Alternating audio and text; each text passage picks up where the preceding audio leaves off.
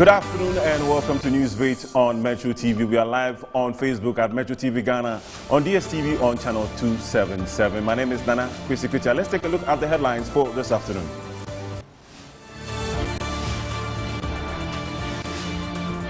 President John Dramani Mahama and Vice President Professor Nana Jane Opoku-Agyeman marked 1 year in office with a non-denominational Thanksgiving service.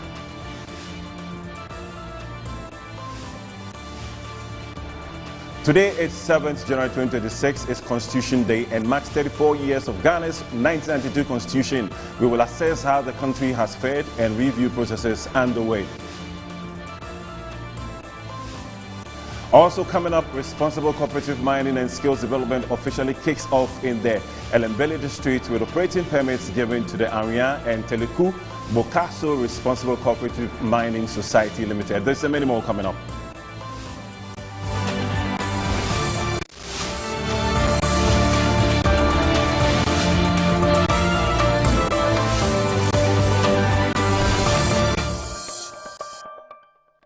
Welcome back, and these are the details. President John Dramani Mahama has held a non-denominational Thanksgiving service at the forecourt of the presidency to mark his first anniversary in the office. The event, which started at 8 a.m., follows exactly 1 year after the president took the sacred oath before God and country to lead the nation. The Thanksgiving service held under the theme Resetting, Rebuilding, Reviewing. Speaking at the service, President John Dramani Mahama reaffirmed his commitment to Ghana's development agenda. As members of different faiths or political traditions, but as one people united in gratitude, humility, and reflection. Today we gather to give thanks. We give thanks for life, we give thanks for peace, and we give thanks for the opportunity to serve. 1 year ago, the people of Ghana entrusted this administration with a sacred responsibility to lead our nation through a difficult period, to restore hope, to stabilize our economy, and to reset the direction of our national development. Today is not a celebration of power. It is a moment of thanksgiving for the opportunity to serve the people of Ghana. Today is not a declaration of triumph. It is a reaffirmation of purpose. My fellow citizens, leadership is a privilege, but it's also a load we are asked to carry. And over the past year, we have come face to face with the weight of that load. Economic hardship, social anxiety, global uncertainties, and of course the legitimate expectation of our people. And yet, through it all, God has stood by us. Our democracy has remained strong, our institutions have held their own, and our people have shown resilience, patience, and faith in the future of our beloved nation. And so for all this, we are grateful. First and foremost, to the Almighty God. We're grateful for His protection, for His peace, and the safety He has granted us. We're grateful to the men and women who wake up every day to keep this country moving, to our farmers, our traders, our workers, our teachers, our health professionals, our security personnel, our artisans, entrepreneurs, and our public servants. We're grateful to our traditional leaders and the clergy, our religious leaders, who continue to offer counsel, guidance, and moral leadership. We're grateful to our international partners, the diplomatic corps, for the work you do every day to promote bilateral friendship and international cooperation. We're grateful to Parliament and the judiciary for their constitutional roles in strengthening governance and accountability in our country. The year ahead will demand even more from us. It will test our resolve, our patience, and our discipline. But it will also offer us opportunities to deepen the reforms we have started opportunities to accelerate our growth and ensure that development and progress touches every part of our country. And so let us move forward with humility, let us lead with empathy, and let us govern with courage. And let us never forget that leadership is stewardship. It is temporary and fleeting. Authority is a fleeting trust held on behalf of the people. Still 1 year into President John Dramani Mahama's return to power, Ghana stands at a delicate crossroads, balancing economic recovery with political tension and institutional strain. Sworn in on January 7, 2025, Mahama's comeback was framed as a mission to restore stability and accountability. 12 months down the line, his administration has delivered notable reforms, but not without controversy. Some Ghanaians have been speaking to us on President Mahama's 1 year in office. Let's take a listen. Of President John Dramani Mahama in office in the NDC government, and we're here at the Kwame Nkrumah Circle to assess the performance of his government, and we're here to speak to some of the people around here just to find out what they think about the NDC government and the government actually taking care of Ghana from now on. So let's go out there and then have a conversation with them. Let's see the different views that we're going to get and what they think about his government. So let's go. Yeah, he's doing well. He has done well. He has done very well in the sense that concerning, for instance, today, that even reduce a fuel again for us. Okay. If it were to be some cases, we're supposed to also do what? Reduce our prices. But that's not the case. That one is within our authorities over there. Okay. You get me? He's doing well. And everything has, it's not left with our market women. They should also want, do the needy things. They're supposed to also reduce things. At the moment, if you come to Kolegono, for instance, around Kolegono, Kenke is around 7 cities. Why should it be so? Why should it be so? The thing was 5 cities. And today that things have come down, and then you are increasing things, which means you, the citizen, you don't want, I mean, the goodness of we the mob-growers. You see, that's never good. But things are fine. If you go to the market now, you get everything coming down fine. Oil, rice, for instance. I, for one, I don't like rice. But my children this year, I bought rice for them in bags. You get me? So the 1 year of Mahama, he has tried upon all the, what do you call it, the difficulties. He has tried. President Mahama have done so marvelous things. So as me, as a businessman, as I am selling phones here, he have done good thing. He have done good thing. So he needs to celebrate because it's not easy. Because right now dollar is 10 cedi, 94 pesos. So the man needs to be celebrated. He have done well. He have done well. So is the dollar that is what is of your concern? Oh, to me, it's not all because of the dollar, but you see, even the air we are breathing right now is cool. So the country have become, you know, stable, no pressure, no stress right now for everybody. So the president is doing good. The president is doing good. So far, so good. For the past 1 year, I'm very, very impressed with the economy. The fuel has gone down, the price of goods have gone down. In fact, things are going well. They should continue just as it's doing.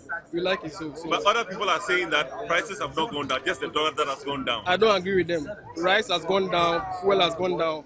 Almost everything has gone down so far. So I believe things are in order. So you're happy? Sure. Very, very well. So we should celebrate him. JM to us. Everything is good.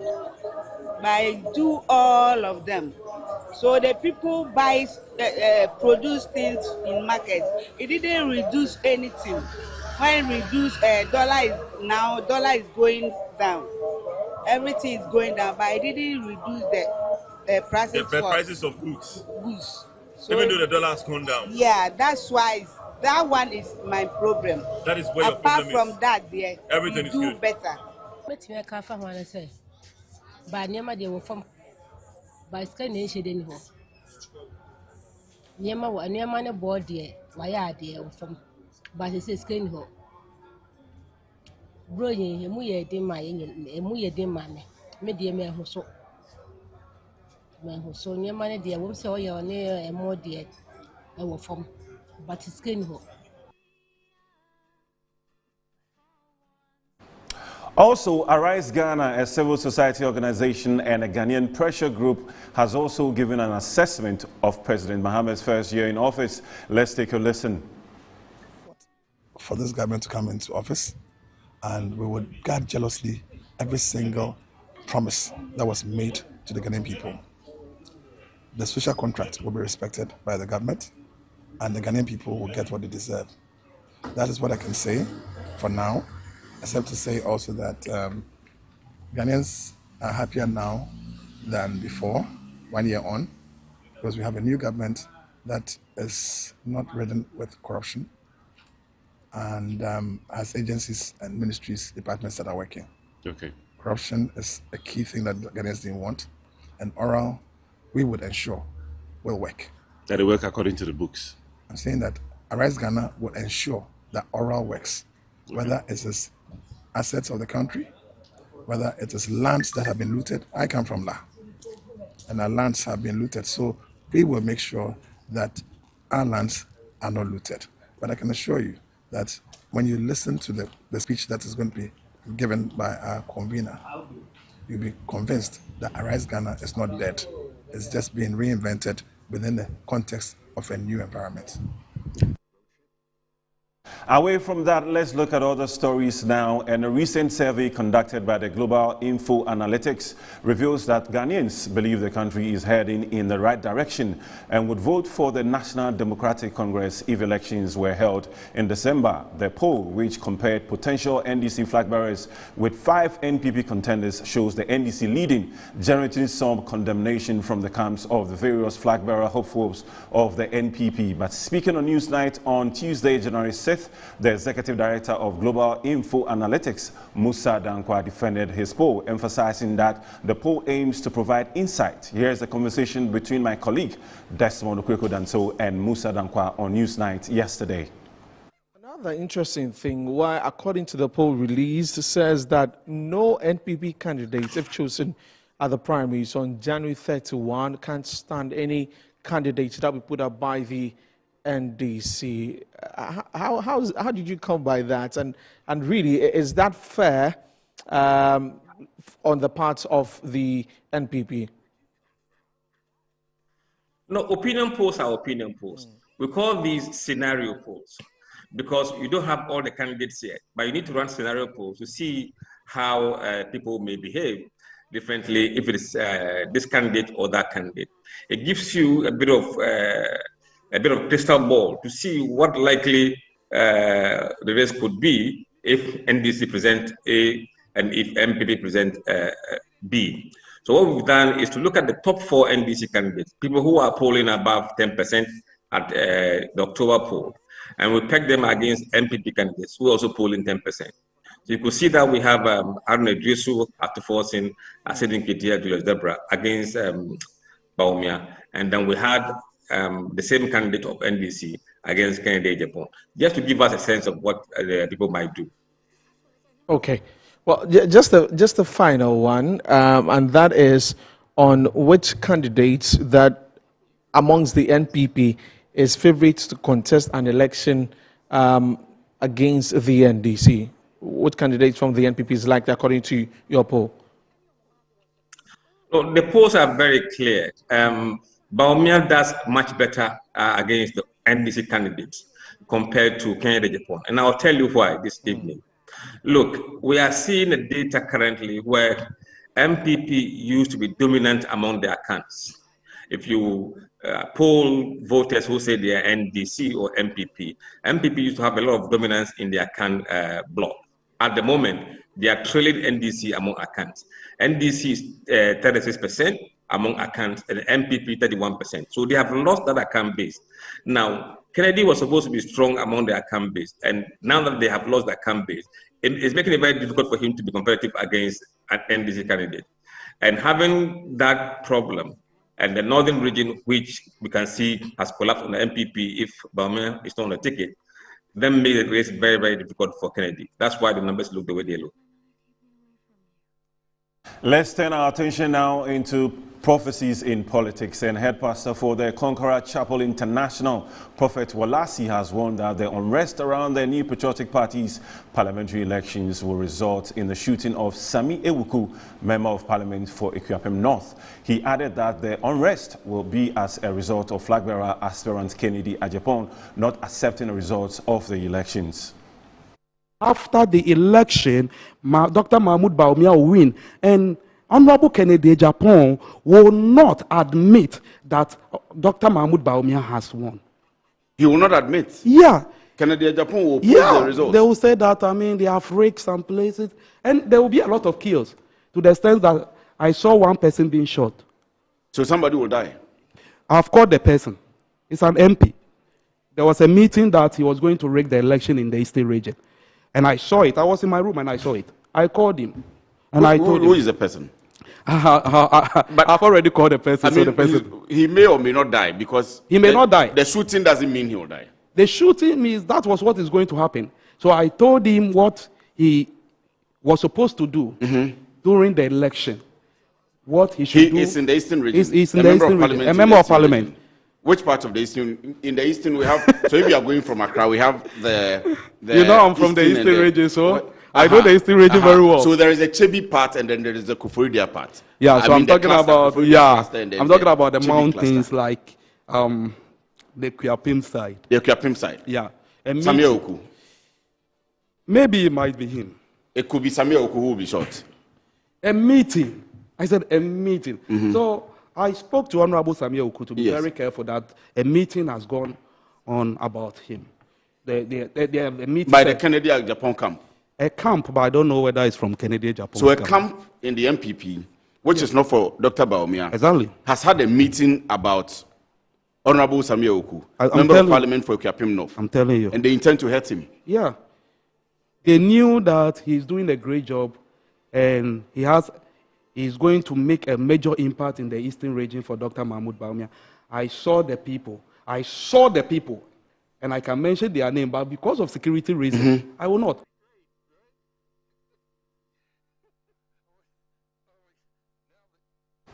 Away from that, the Ghana Journalists Association has called on Inspector General of Police, Christian Tete Yuhono, to urgently ensure the arrest and prosecution of the personnel from the Ghana National Fire Service who allegedly assaulted class media journalist Samuel Ado in line of duty. Addressing journalist GJA President Albert Dumfor described the Ghana National Fire Service's statement on the incident as misleading and demanded the immediate dismissal of the perpetrators and the Ghana National Fire Service's Public Relations Officer D.O. Desmond Aka, whom the GJA deems unfit for his role. According to the Ghana Journalists Association, its hope for an attack-free year in 2026 has been shattered by the recent incident. We also saw the viral video where the journalists and some civilians were being attacked callously with helmets. This attack is not only an assault on an individual journalist, but a direct attack on media freedom, and, for that matter, direct attack on the leadership of the GJA, and me in particular. The public's right to information and Ghana's democratic order is also under attack. The GJA demands accountability and decisive action from both the Inspector General of Police, Christian Tete Yuhono, and the Chief Fire Officer, Daniela Into Sapon. We demand for police action and institutional accountability. The GJA calls on the Inspector General of Police, who has shown so much professionalism,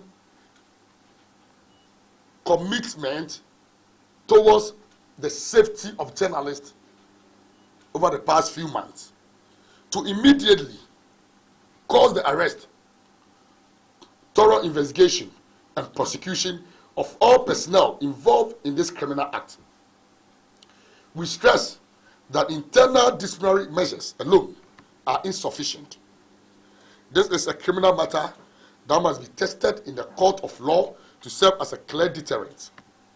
Touching on the upcoming MPP flag bearership race, the GJA cautioned the leadership of the party to ensure maximum protection of journalists. The GJA issues a firm warning to the leadership of the New Patriotic Party to clearly caution and restrain its supporters ahead of the upcoming flag bearership contest.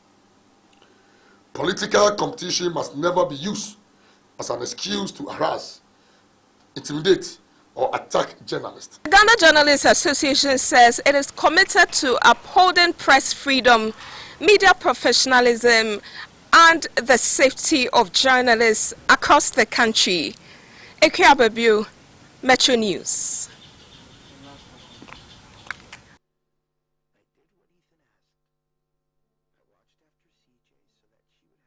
Away from that, the Asantehene Otumfuo Osei Tutu II has paid a historic visit to the Inspector General of Police, Christian Tete Yohuno, yesterday at the police headquarters in Accra. The visit confirms the Asante man's positive impression of the IGP following the extension of his service. Since assuming office, IGP Yohuno has been instrumental in reshaping the image and operations of the Ghana Police Service. He has worked to reshape the image and operations of the police service with a renewed focus on professionalism, community engagement, and transparency. Our correspondent Vanessa Boateng has more in the following report.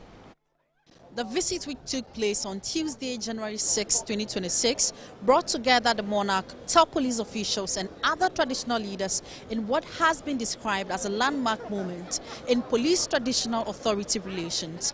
The Inspector General of Police, Christian Tete Yohuno, received Asantehene and briefed him on initiatives aimed at improving public safety and strengthening crime prevention across the country. Speaking at the meeting, the Inspector General of Police, Christian Tete Yohuno, expressed deep appreciation for Asantehene's continued support to the Ghana Police Service, highlighting the role of traditional leadership in maintaining peace and security.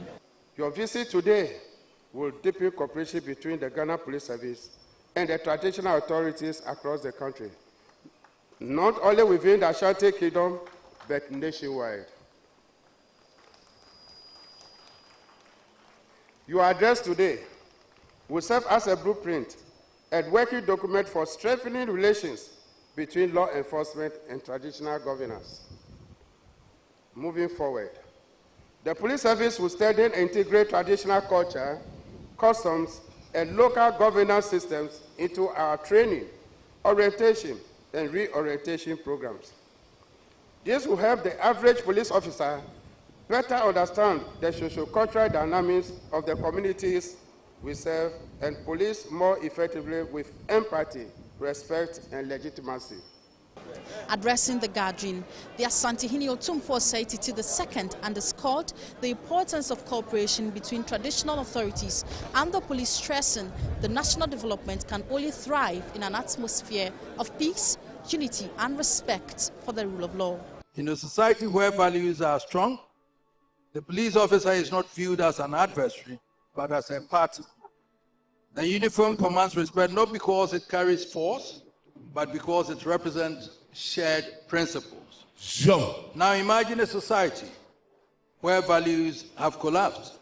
In such a place, the police officer becomes a symbol of oppression. The law becomes an external imposition, and crime becomes defiance masquerading as freedom. The difference between the two societies is not the number of laws on the books, it is the presence or absence of culture. Sure. It should be obvious to us, therefore, that the alignment of cultural values with the values of law should be the first step towards crime prevention. The IGP also acknowledges Otumfuo's mediation efforts in major national conflicts, including Dagbon chieftaincy disputes, interventions in Yendi, and the long-standing Boko conflicts, noting that these contributions have strengthened police operations and enhanced public confidence in security efforts.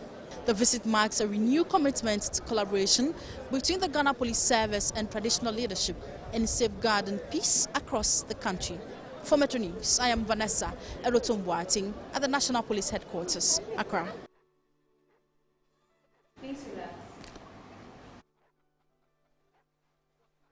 we're going to quickly turn our attention to the traffic situation that has been happening over the week. And despite earlier interventions by the Ministry of Transport to ease movement during peak hours, traffic congestion has returned to choke major parts of Accra, with Circle, Kaneshie and Korle Bu emerging as the hardest hit areas. There's more in the following report.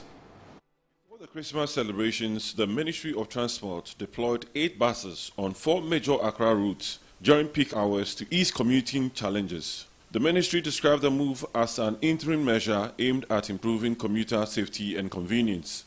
However, after the festive season, traffic congestion has intensified in several parts of Accra, particularly around Circle, Kaneshie, Korle Bu and their surrounding communities, leaving commuters frustrated.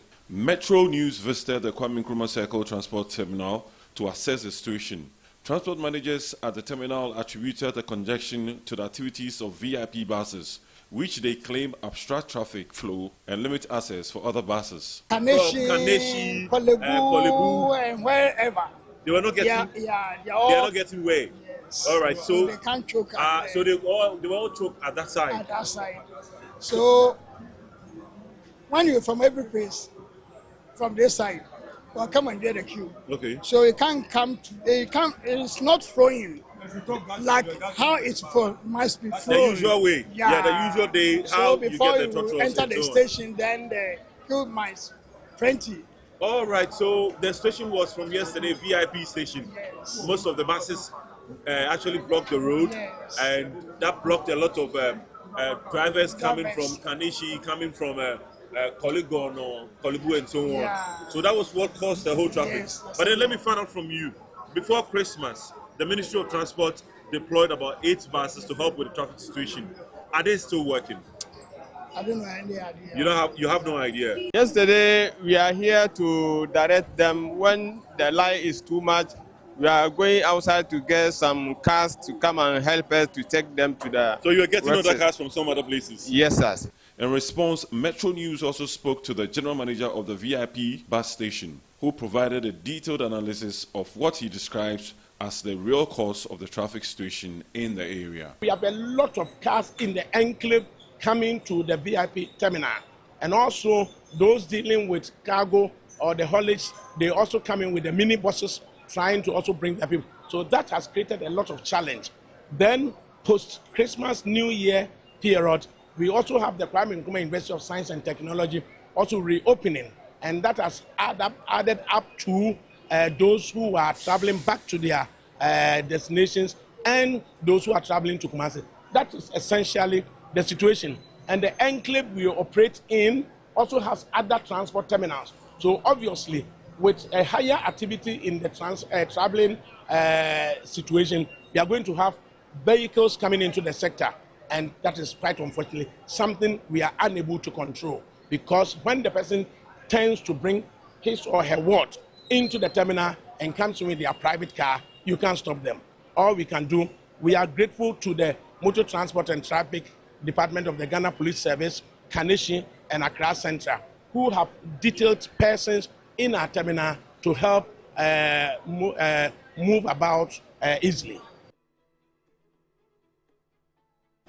Let's take a look now at NPP's internal elections, and some members of parliament from the Ashanti region have urged members of the opposition New Patriotic Party to conduct themselves responsibly and protect the party's heritage and cohesion, stressing that unity, credibility and decency of the party must not be compromised as the party prepares for critical internal and national political milestones to elect its flag bearer for 2028 election and the general election. There is more in this report.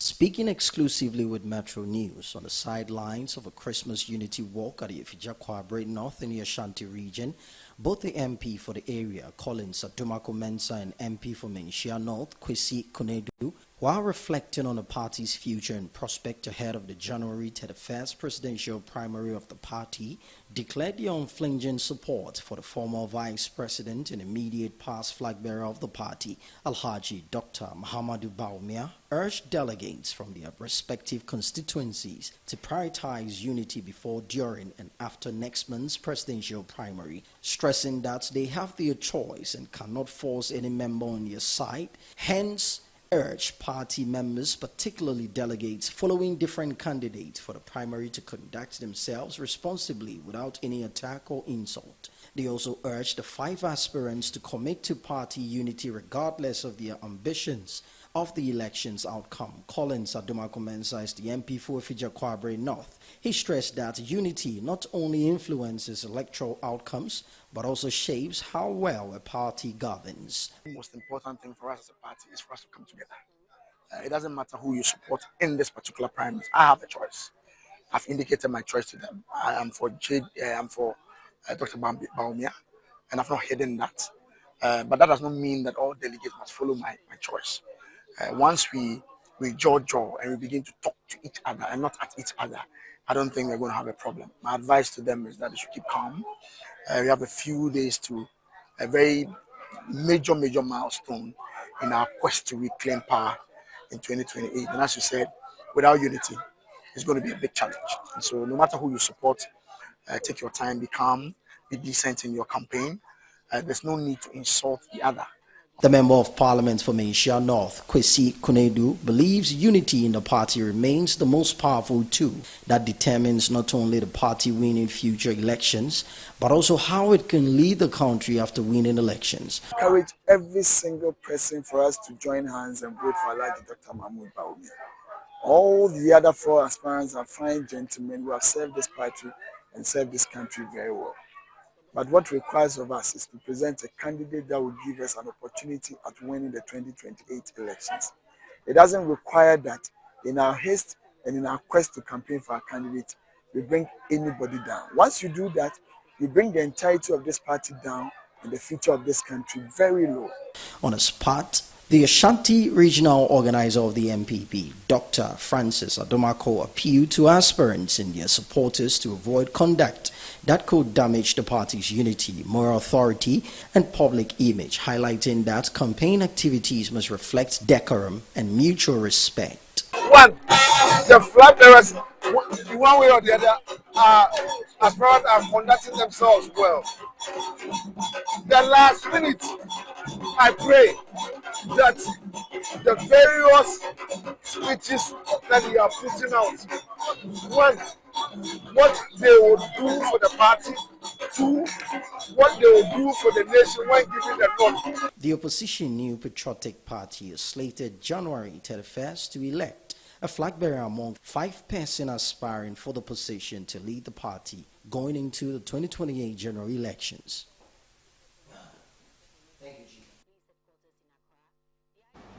And Ghana's ambassador to the United States of America, His Excellency Victor Emmanuel Smith, has paid a courtesy call on the ambassador of the People's Republic of China to the United States, His Excellency Zhe Feng, to discuss strengthening Ghana-China relations and avenues for expanded cooperation in key sectors of mutual interest.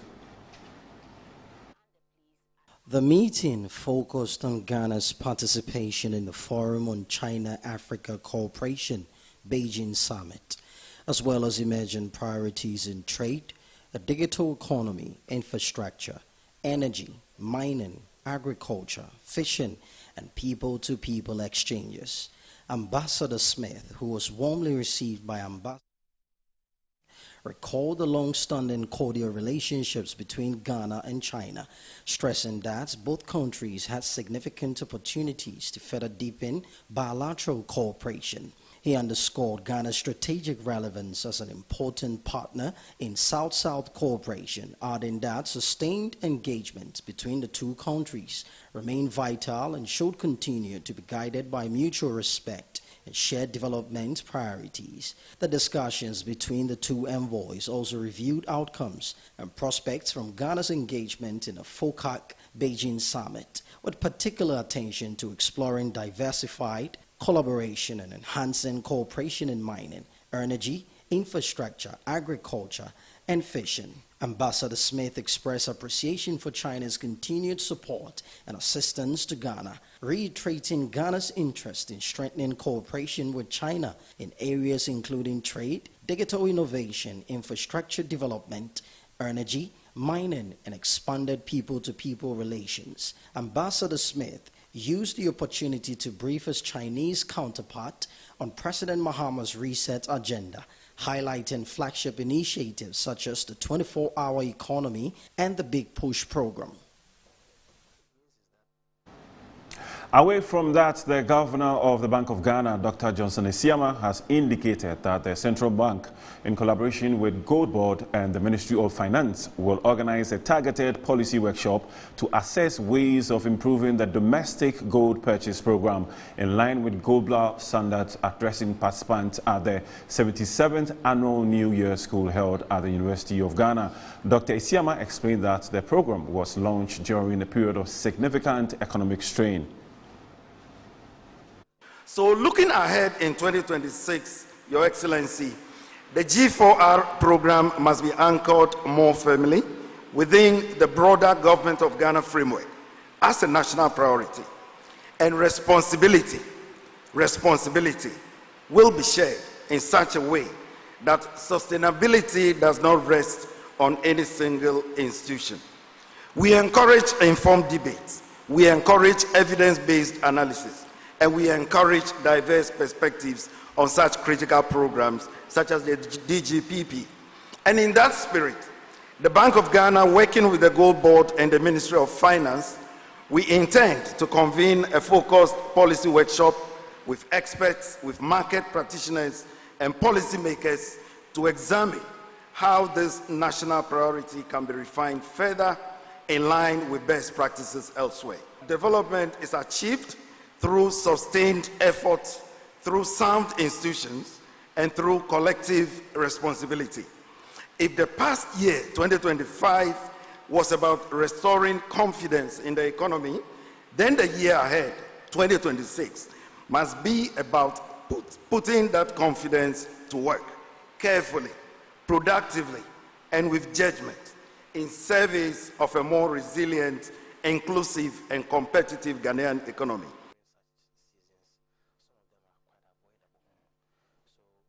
Let's turn our attention now to the mining industry, and the Minister for Lands and Natural Resources, Emmanuel Ama Kofi-Boah, has handed over mining operation permits to the Aria and Teleku Bukazo Responsible Cooperative Mining Society Limited in the Elembele district, marking the official rollout of the responsible cooperative mining and skills development. There's more in this report.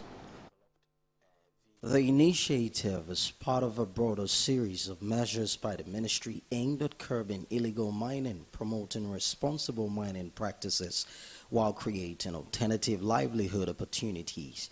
The latest intervention is the issuance of mining operating permits to residents of Anria and Teleku Bukazo, both communities in the Elembele district, marking the rollout of the Responsible Cooperative Mining and Skills Development Program. The two communities have been granted access to mine at an abandoned concession of Adamos Mining Limited, which is believed to contain significant mineral deposits. According to the Lands Minister, the program is a key intervention designed to eliminate harmful mining practices, particularly the use of mercury. Every license holder of corporate mining will be required for specific hours of training every year. That's one of the conditions for continuing your license. They are also going to be guided by certain strict rules and regulations on environment, on sustainable mining practices. And so we are going to do that. We are also going to help them with the processing of the extracted materials. You know, often one of the reasons why we get all these problems is that they need to get water to wash some of this. If we use modern technology to help them in really the extraction. The Chief Executive Officer of Recomstep urged members of the cooperative to remain law-abiding and adhere strictly to responsible mining practices. Cooperative mining scheme, as we have it now, is his brainchild. So he wants it to succeed. We will call on everyone who will be participating to be law-abiding. We are going to take you through training that will take you through responsible mining, environmental rehabilitation, health and safety, and above all, mercury-free processing technologies. The District Chief Executive for Elembele, Joseph Ajekom, on his part, urged the miners not to do anything to disgrace the minister, who is also the member of parliament. That's it for the news on Good Afternoon Ghana. Of course, I accept only quality and affordable printed souvenirs for my promotional campaigns. I'm the head of academic affairs of a very important institution in Ghana. Of course, we only deal with quality, reliable printing companies for our institution's printing materials. I'm talking about appointed time printing. Appointed Time Printings. We take pride in our extensive print scope that transform your ideas into captivating visual masterpieces. We delve into the core objectives and vision of each print project. Precision printing is at the heart of our printing process as we meet your tight deadlines. Our rigorous inspection, color verification, and overall printing excellence are assured. 20 years of printing excellence. It's always a pleasure working with you to create a vibrant, dazzling printing experience that gives you a masterpiece. Appointed Time Printing, your world of quality and affordable printing. So I'm guessing this isn't your house? No. Will I move out when everything I need is in this house?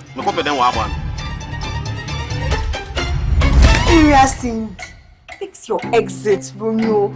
You are too sloppy. Daddy's mechanic is coming for the car, unless that's the problem too. I am tired of having to beg my wife to come back home. I'm tired.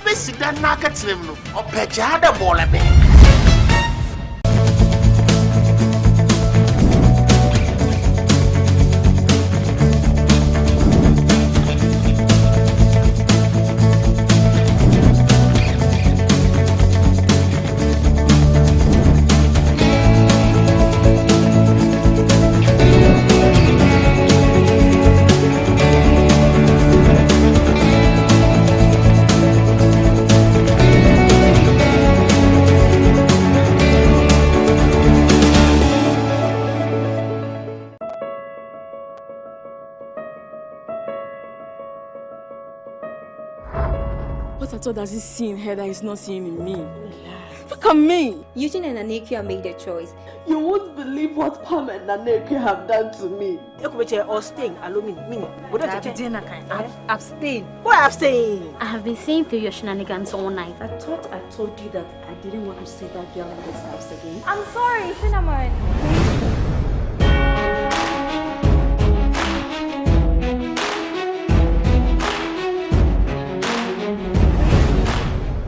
Lost. I've won the battle. Get over it. Battle? Why me? I like you very much. That's why I brought you this. Protect me? Yes, I'm ready to listen to you. Eugene Clark. That boy. That womanizer. You are old enough. I would like you to man up to choose among these two. Now, the baby is baby. So you are coming to come and see. Sometimes I just sit and then regret what really happened. Take care to prevent pregnancy.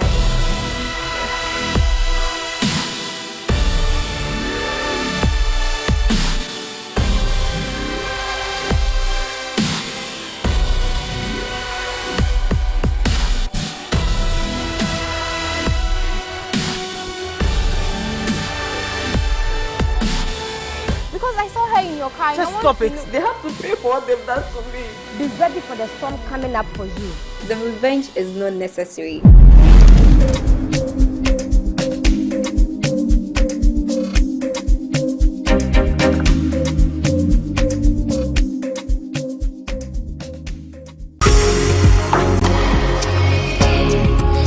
From finding your dream home to building a legacy for your family, the Homeowner Show has been your trusted guide. How sure are you what you're getting is the right land? And it has to do with searches, land commission, checking social planning authority, checking everything to make sure that what you are buying is not a problem or a challenge-prone transaction.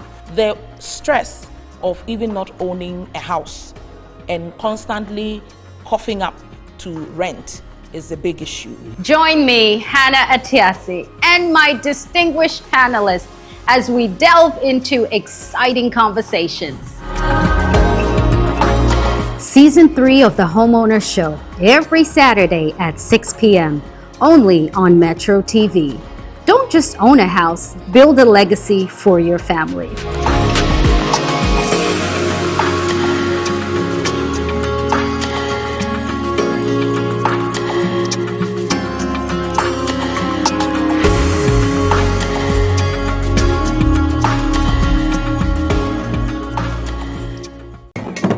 They say art is a symbol because man is a symbol. Symbols are a depiction of life. They communicate the intangibles and leaves the mind awakened by the wonders of life. Our folkloric symbol show talks about our symbols in connection to our history, religion, and society's norms and traditions, from the north down to the south and in between. The animal is called Le. But because they are found on the hill out there, the name of the hill became Legon, which means when you go there, you get more of the le to hunt or you take them as game. Join us on our folkloric symbol show on Metro TV.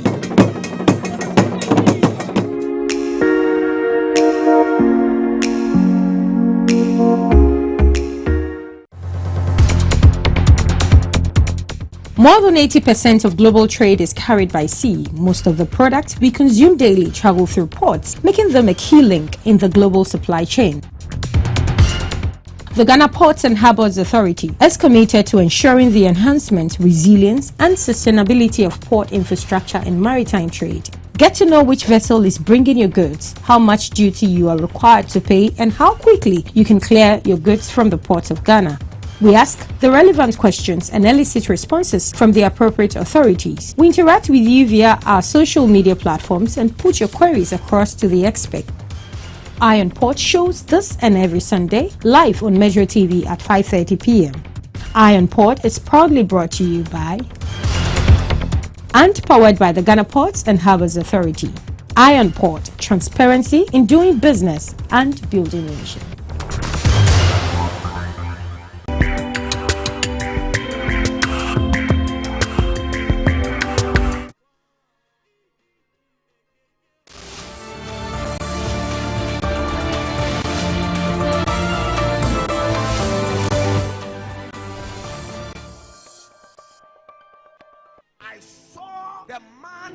Japan leading their party during the COVID time. Yes, Lord. I saw the man Kennedy Japan leading their party.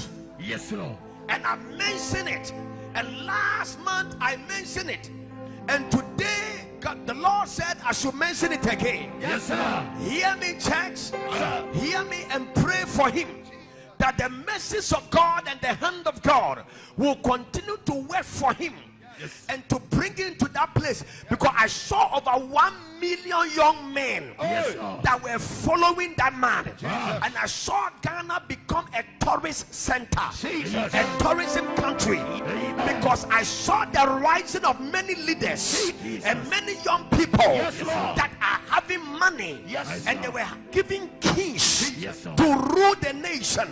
Thus saith the Lord, the man Kennedy Japan will win their political party flag fellowship, and he will win it 57.5 and above. And it will be a history for them. Yes. And then after that, I will come and say what will happen. Because there is more to talk about. I have kept on prophesying about Kennedy Japan. It's because I saw over 1 million young men that God have used him to lead them. And all of them are doing business. And Ghana have transformed. I saw that God will use President Mahama to lay a foundation, and then he will come and continue and take the nation to a higher place. May you be one of the 1 million people that will change Ghana. I see a new face, the face of business, the face of entrepreneurs, the face of young leaders, the face of millionaires. Come on, shout yes! Lift your church. Whenever you pray, pray for him. Yes, sir. Because you have assignment. There are many forces. There are many powers. Jesus. There are many demons that will rise up against him. Jesus. But the Lord will make him become the leader. Amen. He should keep on praying and keep on respecting. there is a man he must meet in Kumasi, in the Ashanti region. There is a man Canada Japan must kneel down for that man to lay hands on him, and when it comes, all of you will see. When you see that the man have knelt down before the man of Ashanti and he pray for him, the whole world will begin to gather money to Ghana. And they will begin to come. Am I talking to somebody? Yes, come on, be connected and pray for him, so that the young men, the 1 million men who must rise, will come. Give the Lord a shout of praise. Who do you see taking over after His Excellency the President for the National Democratic Congress? One the leader of the NDC right now.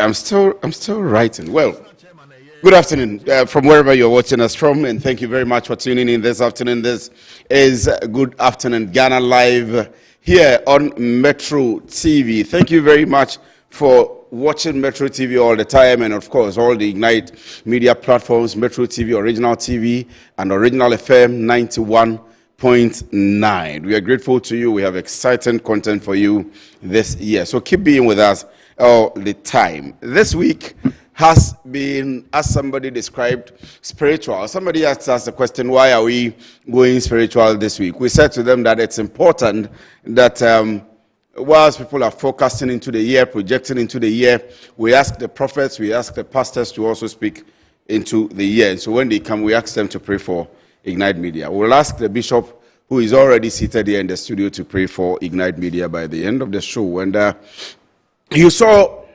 his 31st December night prophecies, and some prophecies before the 31st of December. I call him a very bold prophet, ruthless, and some people add controversial. I don't know if I can add the controversial. Bishop Sam also is our very own man. Bishop, thank you very much for joining us this afternoon, and I hope you're doing well. Very well, because how are you too? I am good. I've seen you, I mean, not too long, but it's been long we interacted. Right. It's been long we interacted, and I hope all is well. All is well, all is well, all is well. And how is your family too? We are blessed. Happy New Year to you. Happy New Year to you as well. Happy New Year to you. Viewers around the world. Thank you for having me today. Let me go straight to the point. I've seen you, let me come back down. Let me ask you this, because you are very popular in the country with some of the prophecies and statements that people base on and describe you as controversial. Yeah. I'm going to ask you whether you are controversial, but let me begin with who you are. Who is Bishop Sam Owusu? Bishop Sam Owusu, thank you. Thank you for asking me this question and bringing me to your platform also. Bishop Sam Owusu is a very humble, simple man of God with a lot of mandate to influence our society and bless people. My assignment is to make people do better. You know, everybody I meet, I make sure that you do better, you know, or you become more.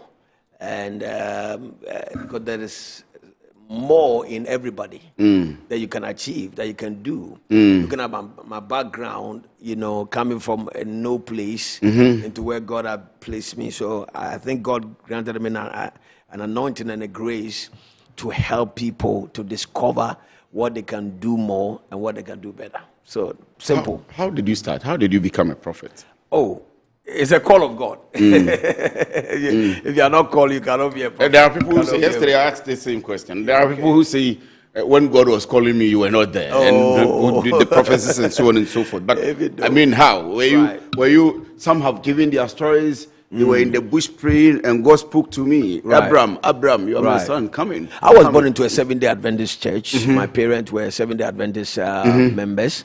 So it was difficult for me to even just come say I'm a prophet and things like that. You know, I had to have a very direct call from God right from my infancy. There were many prophecies concerning my life, concerning my ministry. So by 17, 18 years, I was called into ministry. And I accepted the call 18 of God. years? Oh, yes. As of 18 years old? Yes. So, accepted the call of God, and this is where I am. When did you start pastoring the church? So, how was the transition from the Adventist? And we know, do I have the chance to say that Adventists are very religious? Or, right. If that's the right word to say. Very doctrinal. And doctrinal, yes. So, and then with all the doctrines and all of that, and I haven't been to Adventists very well, but I don't know if they do these prophecies. No, there's nothing like that. And so what happened? How did you become a prophet? There's nothing like that in the Adventists. I find myself selling in Accra Circle, those time, and then one day I was very frustrated because Abaye have arrested me. I'm taking my goose. And very frustrated, crying and sitting at the corner. And a young lady, came to introduce me, take me to a church. Okay. Christ Apostolic Church around the area. So I followed, and then I went there, and then the pastor led me to Christ, that I should, give my life to Christ and things like, because I was crying. And then started prophesying the things that I've been hearing many years ago. That I was a man of God, I was a prophet and things like that. So I accepted, and he laid hands on me. The power of God, the Holy Spirit came upon me that day. And from there, something, peculiar happened to me. There was a change in my spiritual atmosphere. I began to speak in tongues that I've never spoken before. I began to see visions, dreams that I've never had before, right from that night. So within a few times, I decided to go to the church and things like that. So I started going to that place, joining their prayer groups and things like that. And all of a sudden, could hear voices. I could see my hands shaking to lay hands on somebody, and I started praying for people around the area. I started preaching. I started at the age of 18. Yeah, 17. 17. Yeah. People were getting healed. Oh, people were getting healed. People were getting at the circle there. A lot of the guys who are still there knows how I started. So that's how I started. But it wasn't easy because coming from the Seventh-day Adventist church and transition like this. So you go to your parents. My parents, already heard the news that you are prophesying to people. Prophesying and laying people are falling down. And they are also down. Adventists. And they are also Adventists. So they, requested I come back to the village. But by the time I got down, there was a whole set of a board of people. Community that I've gathered to hear from me. So it wasn't easy at all. But, when it is a call from heaven, it's a call from heaven. You have no suggestion or anything about it. So you have to just accept it, and from there we entered into ministry, we entered into Bible school, to study, and here we are. Are you a controversial prophet? I'm not a controversial prophet. Very simple. You're a controversial prophet. I'm not a controversial. I am putting it to you. You're a controversial I'm not a controversial. For all the things we read about you. I'm not controversial at all. Why are you not? I'm not. But why do people perceive you are? Oh, people's perception, you can't change it from one or two things they have heard. The fact that you hear one or two doesn't mean that you have heard all of them. Or you know about the person and things like that. What I want you to hear is just a little of who I am. You understand? So you can't use the 1% that you hear to judge who I am. Do you understand me? I'm not controversial. I am for the people. So I speak for the people, and I speak for God. So whatever God wants me to say, I say it. Whatever the people desire that it should be done, I do it. So when it comes to politics, I do it. When it comes to ministry, I do it. When it comes to the country, every aspect of life. And I call myself also a socialist. So whatever happens within the scope of time and the people, I stand. You comment. Bring a little comment, not too much. So I'm not a controversial. Would you call yourself, we know you as a bishop. Right. Would you call yourself a prophet? Are you a teacher? Are you a pastor? I've seen you preach. Right. I've seen you teach. Yes. I've seen you prophesy. Yeah. I've seen you do I'm an apostle. Lots of things. So, yes, who are you? I'm an apostle. So I operate in the prophetic. I operate in pastoral, teaching, doing crusade. Yeah. You mention names? Oh, yes. You mention phone numbers? Oh, yes. You go into people's backgrounds? Sometimes. And the history, and you go into people's future. Sometimes, not too much of that. Not too much of that. I'm more concerned on your destiny line. When we started, when we were growing up in the prophetic, I used to do all those things, mention name, telephone numbers. But as I grew, some people think that's entertainment. Do you think? That's what you may think, but that's not so. It's a prophetic attention. It creates you. It brings your attention into what God is saying. How so? I mean, if you mention my phone number, if you mention my car number, if you mention any of those, it doesn't change anything. It doesn't change the destiny. It doesn't alter anything. Yeah. It doesn't actually change anything for you, but it brings you into faith. It brings you into believing. That's why when God met Abraham, he mentioned his name. God knows Abraham. Why would God mention your name? You are Abraham. You are this, you are that, and things like that. You understand? Jesus met, people and mentioned their names. You understand? So it happened when Jesus met the woman at the pool of Sychar. He even told her about all the stories of how many men he had been sleeping with. What does he do to the woman? It doesn't do anything, but it brings the woman's attention into what Jesus is about to give. So if the prophet is totally focused on that, then there is a problem. It's not complete. Okay, so that's just an introduction into the prophetic, because there's a reality of what you're about to say. So, but sometimes, some of us prophets take, happiness or enjoyment in that thing. So it is entertainment. It's not entertainment. I've told you, it brings you into faith. Yeah. But the prophets take joy. I mean, like you're saying. So that's what I said. Some people, some few guys, or like, okay, and it had to do with time. It has to do with maturity. It has to do with growth. When you grow, like I said to you before, I used to do that, and I was happy. But as I grew, I realized that it's a waste of time, a waste of distance. So let me go straight to the point. You understand? So sometimes when you meet people, you are privy to have information about them. What they have ate, where they are coming from, what they wear. Sometimes the Spirit of God or your prophetic eye will be open into that realms and things like that. But you are not supposed to be saying all those things. While there's a reality, there is a real message that you have to tell the person. You understand? As you grow, your demand will be too much and things like that. You have thousands of people waiting for you. How will you waste 1 hour on one person? So there are times you have to just boycott all those things and go straight to the point, and then you bring the word. How does it happen? How do you see? Do you see videos? Do you hear things? Do you? So the ministry of prophecy, right, is yours by discernment? Is it by visions? Is it by dreams? There are several ways to see. There are several ways by the gift, and the first dimension is the gift. If you have not been given the spiritual gift, you can't see. You can't even try to do it. So once you are given the gift, it gives you also your activities and your channels. But you teach prophecy. Right. I teach prophets. I raise prophets. Do they have the gifts? A lot of them. If you don't have the so if they don't have the gifts, how do you teach them? If I teach you it, you will understand it. If you don't have it, you have the school of prophets. Yeah, I have the school of the prophet. But it's not everybody that can be a prophet. That's why it's not everybody. So why do you have the school of prophets? So if I have the edge, if I want to be a prophet, to the school of prophet. That's why it's not everybody that comes to the school of prophet. But if I want to be a prophet and I don't have the gift and I don't have the calling. If you want to be a prophet and you come to the school of prophet, you can't be a prophet. It's not that you want, it's God that calls. So many people come, they can't, because the things you won't understand it. Do you reject people who come? Oh yes, there are people that I tell them now, you have to go to another Bible school. Severally. There are people I tell them. How do you tell them? Do you see them by prophetic that they can't be? By the grace of God, I have been in training of prophet for the past 22 years. I know. By the grace of God, I'm one of the leading men of God that train prophet in this country. I know, but not everybody can be a prophet. Oh, that's what I'm saying. That's what I'm saying. So it's not everybody that is a prophet. And it's not everybody that can be a prophet. So there are people that come sometimes. Until today, I still do interviews them. They will come before me. I'll ask them 1-2 questions. I'll look into your spiritual connection. And I'll be able to know that, no, you have a call. But your calling is not a prophetic. You have to go here. You have to do this. You have to do it.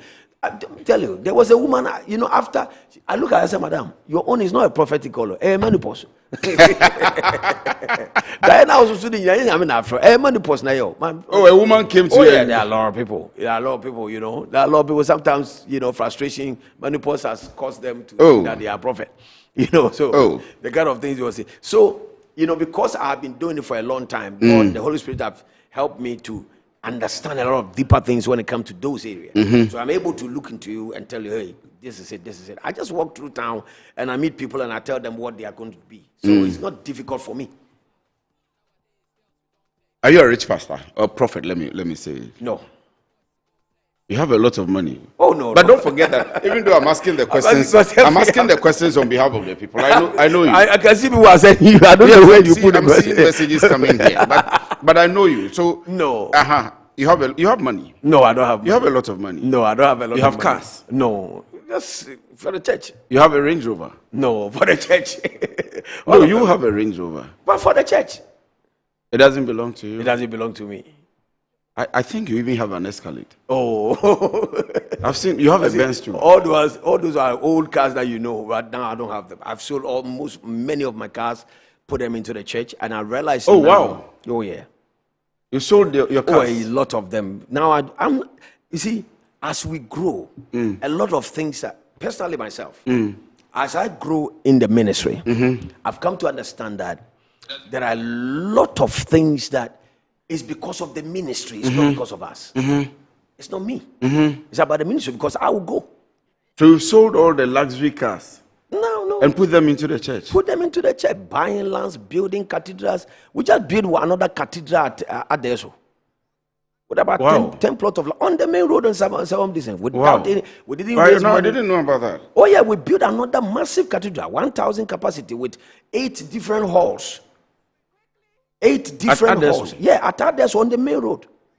Without asking me. You should have brought us pictures. We'll just have put them on. Oh, the young man have the pictures of that big church there. Right now, apart from the one that we have at Santo, you know, we build another. It's not like, you know, we are building a small church. We build a whole cathedral. You understand me? So, you know, there comes a time that, you know, you as a man, you live beyond those things. You understand me? I can't talk about other people, but to me, I live beyond those things now. Bishop, 2026, what's going to happen in the year? Even though we've seen some of them here on Metro TV. Right. Tell us. You've spoken about entrepreneurship, growth of businesses, young men getting into politics, and so on and so forth. Right. Tell us, before 31st December 2026, for the country Ghana and its people, what's going to happen? By the grace of God, there are 3 dimensions: spiritual dimensions, economic dimension, and then the security dimension. In spirituality, Ghana is going to see a lot of growth in spiritual dimensions. When Nigeria picked up in spiritual growth, it affected Ghana. So the Lord spoke to me that, look, there's going to be a lot of people getting into God, worshiping God. You know, churches are going to change. People are going to love to worship God. Because we are in a season where spirituality is emerging so well. If you look through Alpha Hour program, you look through other churches, you look through 31st Night, you can see that people are growing. You see the president, how he came into power, and all those things. It speaks to you the realms of spirituality. Before you come back to that, right? You have just mentioned Alpha Hour. Are you excited about? Very excited about. Do you know Elvis Ajama? Yes, I don't know him personally. I've seen him a couple of times, but I'm very excited. Some of these things is not because of him. It's because he's leading a certain move of God that is in the realms of time. Is it because he's a Ghanaian? Yes, I'm happy about that. Happy about it. Very, very excited about that. That the normal young Ghanaian man is anointed with such a crowd, with such a glory. We should praise him. We should lift him up and support him with everything. If Elvis was a Togolese, you wouldn't have been that happy, that excited. My excitement? Yes. I would be excited. With Elvis filling the stadium. And you know the question I'm coming to. I know the question you are coming to ask. So if Elvis was a Togolese, you would not have been that happy. I would be happy. You are happy because Elvis is a Ghanaian. But we need our people. God is here too. That is it. And I am excited that we are seeing Ghanaians honoring our own. There is no prophet that is great that the people reject. If you reject your prophet, then what is it? Who will come and honor your people for you? The Bible said no prophet is respected in his own time. So we should let the prophecy continue? No, it's giving us a warning that we should change. That doesn't mean that we should continue to believe that prophet raise up, men of God raise up, and we kill them. But do you support his ministry, Alpha Hour's ministry? I support his. If I don't support him, I wouldn't talk about him. You don't support Jerry Eze? I support him. You don't support him? I do really support NSPPD or NSSPPD. I support him 100%. I support him 100%. But you spoke against him. I didn't speak against him. But see, I didn't speak against him. I was saying that look at how Ghanaians troop into the program. Do you understand? I wish to see, and I want to see that one day we will do the same for Ghanaians also, because there are equally men of God in this country that are doing massively well for God in that era, and I'm seeing it, and I'm excited. But Ghanaians can also go into other countries and pull crowd like that. That's it. We have a young Ghanaian in Nigeria. That's it. In Pastor Chris Church, who is pulling crowd. He's doing well. That's it. That's okay. That's okay. So that's the balance. So it is not as if you are against. No. How will I be against somebody that's carrying the Bible, doing massive well? No. But how did the news come that you are speaking against Jerry Eze, and you didn't like the fact that he has put crowd here? That is the news for you. You know, the news, the journalists will put up anything that will, make their papers and their blog and their whatever to excel. You understand? So that's it. That's by the way. But that is not the purpose. That was not the agenda. I go to Nigeria. I grew up in Nigeria. Yes. I studied in Nigeria. I preach in many so you have a bit of Nigeria I have in you. a bit of, people even think that I'm not a Ghanaian. Because I speak sometimes, my tonation sounds like a Nigerian. I will be against my fellow Nigerian. For what? No. The main point is that, hey, let's support the one we have here too. And we have shown it. People get concerned about the amount of money raised on occasions like that. For example, last hour there were people on social media talking about how much was going to raise on 31st night and the 30th night. Is it an issue? It's not an issue at all. Why is it not an issue? Because everybody works for their own money and they determine where they should use their money for. Some people go and sit in the These beer are bar. offerings and... People sit in beer bar and buy one drink for $50,000. We talk about that. So they should bring it to you? No, they shouldn't bring it to me. Bring it to where you believe. To you, the pastors and the prophets. What I'm saying. Take it to where you believe. Take it to where you are investing yourself. You can't stop anybody. You can't accuse anybody for using his own money that he has worked for.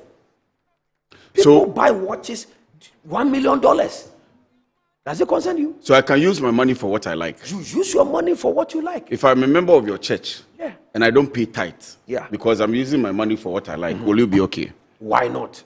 Should we pay tithe necessarily? There are many people in my church that don't pay tithe. And you're okay with that? Why should I sack them? The person even sitting No, you there cannot sack them, but you will admonish them to pay tithe. No, I would teach. They come under a certain obligation. You cite them to pay tithe. By force. There are several ways to bless the church than tithe. Tithe is even the smallest of it all. Tithe is even the you sitting there in the church. Do you know how much is it? That alone, your person, your human being sitting in the church. Just your human being sitting in the church alone. Do you know the cost of it? It's do you know the value of it? It's tithe compulsory. The Bible says tithe is not compulsory. 10% before you receive blessings. But that's what you have told tithe us. That is not you compulsory. shall receive it flowing, overflowing, multiplied, and all of that. So if I don't pay, I don't get the blessings. No, you get the blessing. There are several ways to give your tithe. There are several ways to bless the work of God. So if you don't pay your tithe, that's the smallest and the simplest way. If you don't pay it, it's not a problem at all. It's not compulsory. Somebody said I should ask you, first of all, should church workers, drummers, singers be paid? And do you pay yours? Why not? I pay mine. You pay your workers? Yeah, I pay them. You pay the drummers? Everybody. You pay instrumentalists? Cleaners? Cleaners. The one that cleans the toilet, the one that cleans the chair, the one that arrange the chairs. There is how do they survive? Should they be paid? Why not? I am a journalist. I come in to help. I come in as an usher. I come in as a singer. I come in as a drummer on Sundays. And maybe Tuesday evenings or Wednesday evenings, midweek service. Should I be paid?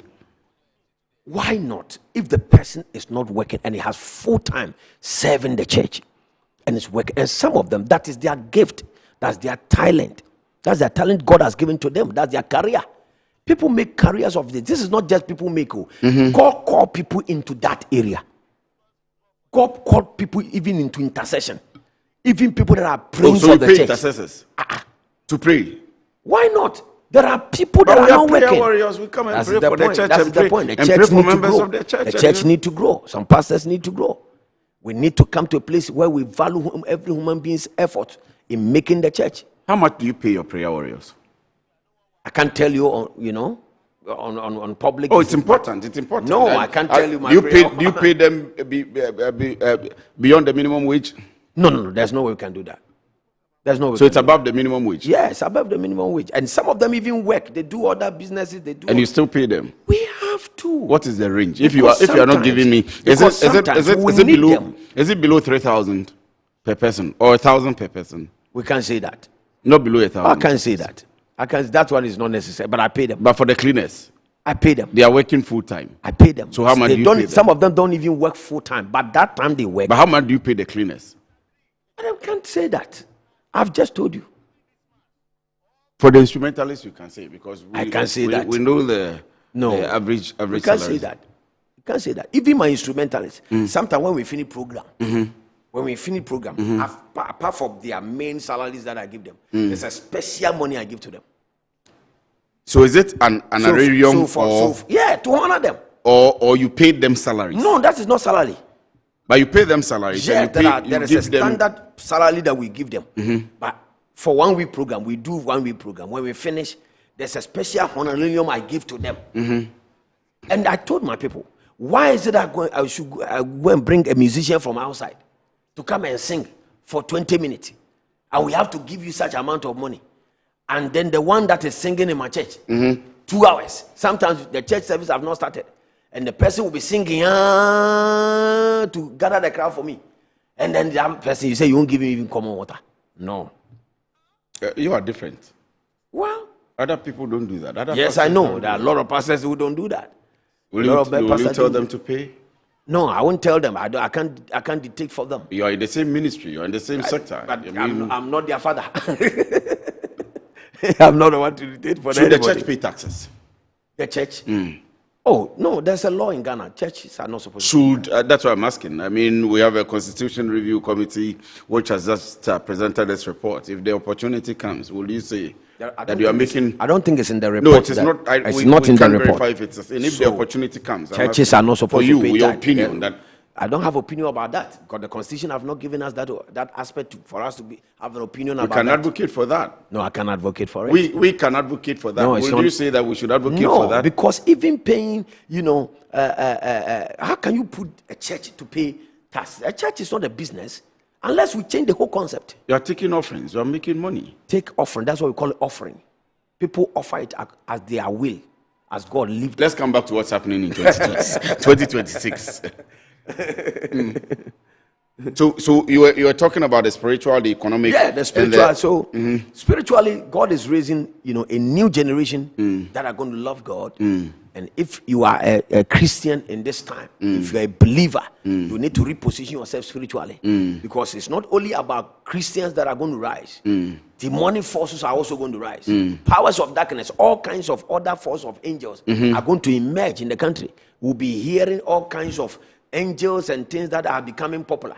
So if you are a Christian and you are not strong in your church, they will come and change your mind, and they will be saying all kinds of things. So you need to rise spiritually in prayer and in fasting and the things of the word, so that you'll be able to work. Ghana is moving to another dimension of spirituality.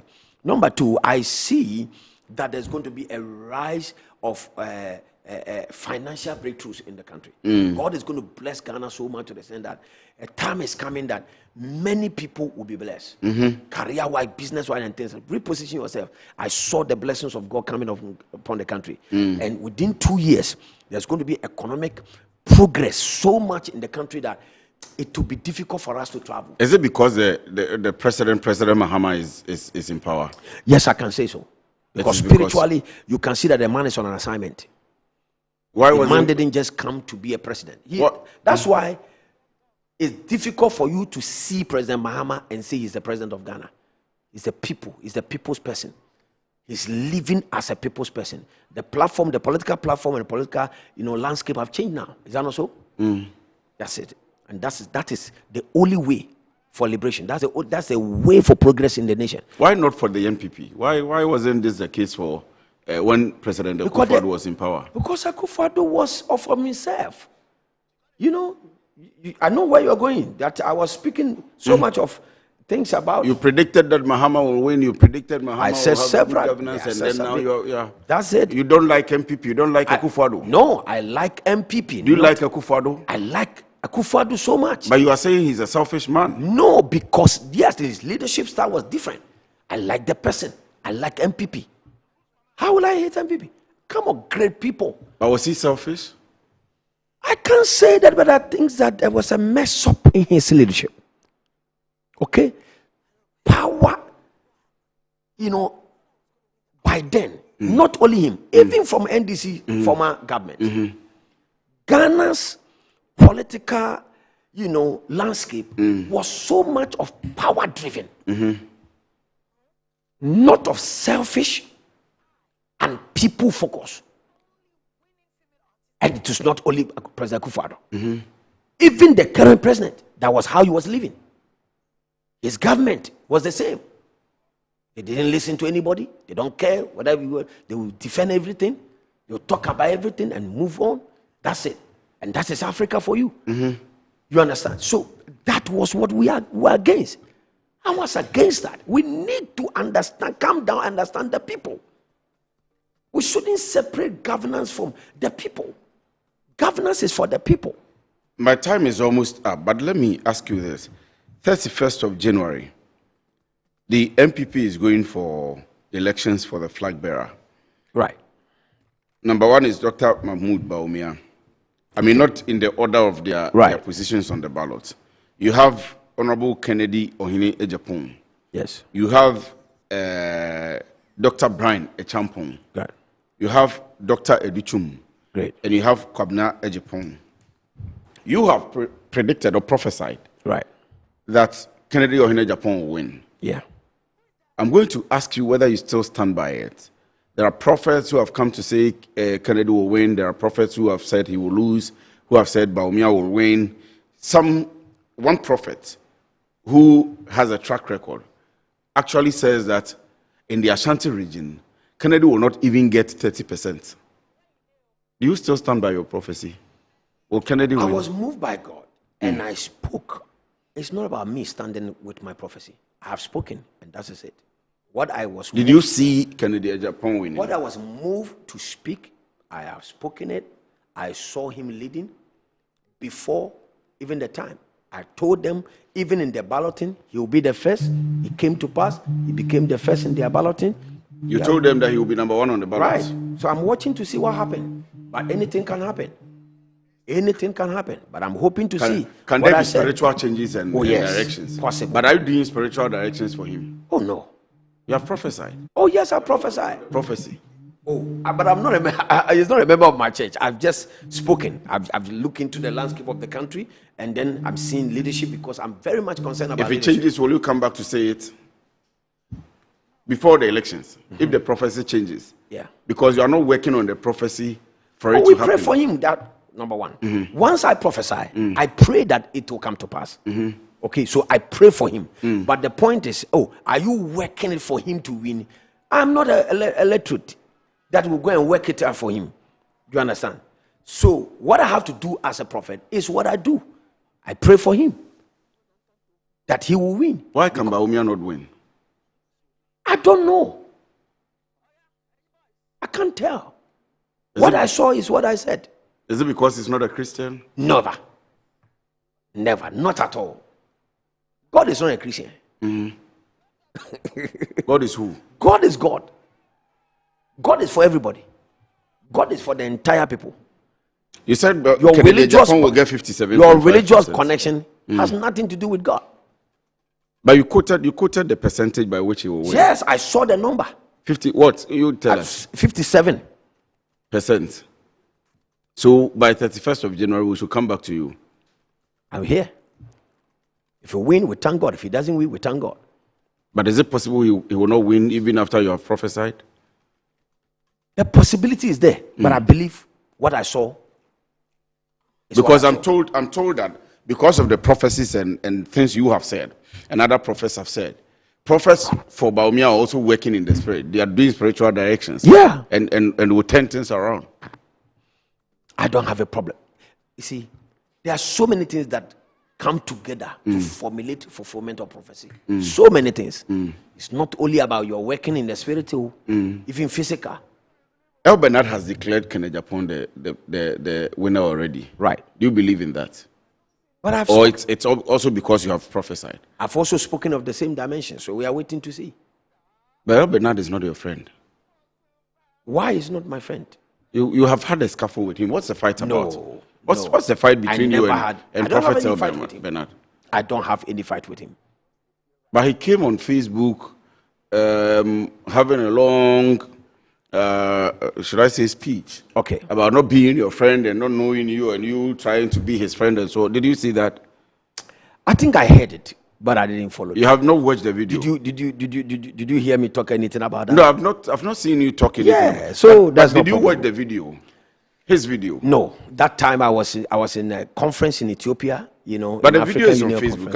I can show it to you. But you see, I don't need to watch it because I think that, you know, that is his opinion. All right. And he is entitled to his opinion. And it doesn't bother me. I don't need to reply about anything. No. You don't care about what he said? Oh, come on. That's. But have you tried to approach him? Have you reached out to him? No. After that? No. Has he reached out to you? No. Would you wish to reach out to him? Oh, or for him to reach out to you? I have no problem with him at all. No problem. We talk about Paul. We talk about Peter. We talk about other men of God in the Bible because they are not alive. We think that is they are fools. No. Would they have to reply us? No. You don't need to reply everybody. Somebody says something about you and things like that. You let it go. Cool. That's his opinion about himself. That's okay. All right. And I believe that thing during that time, even though I didn't have time to watch the whole entire video and things like that, but I didn't find anything wrong with whatever he said. That is his opinion. He had a misunderstanding or something, and then, you know, he replied, I don't even understand how it all came about. You understand me? That was okay. And I found him to be a brother. I found him to be a man of God. What warranted that response from him? That's why I don't know. That's why I'm telling you, I don't know what happened.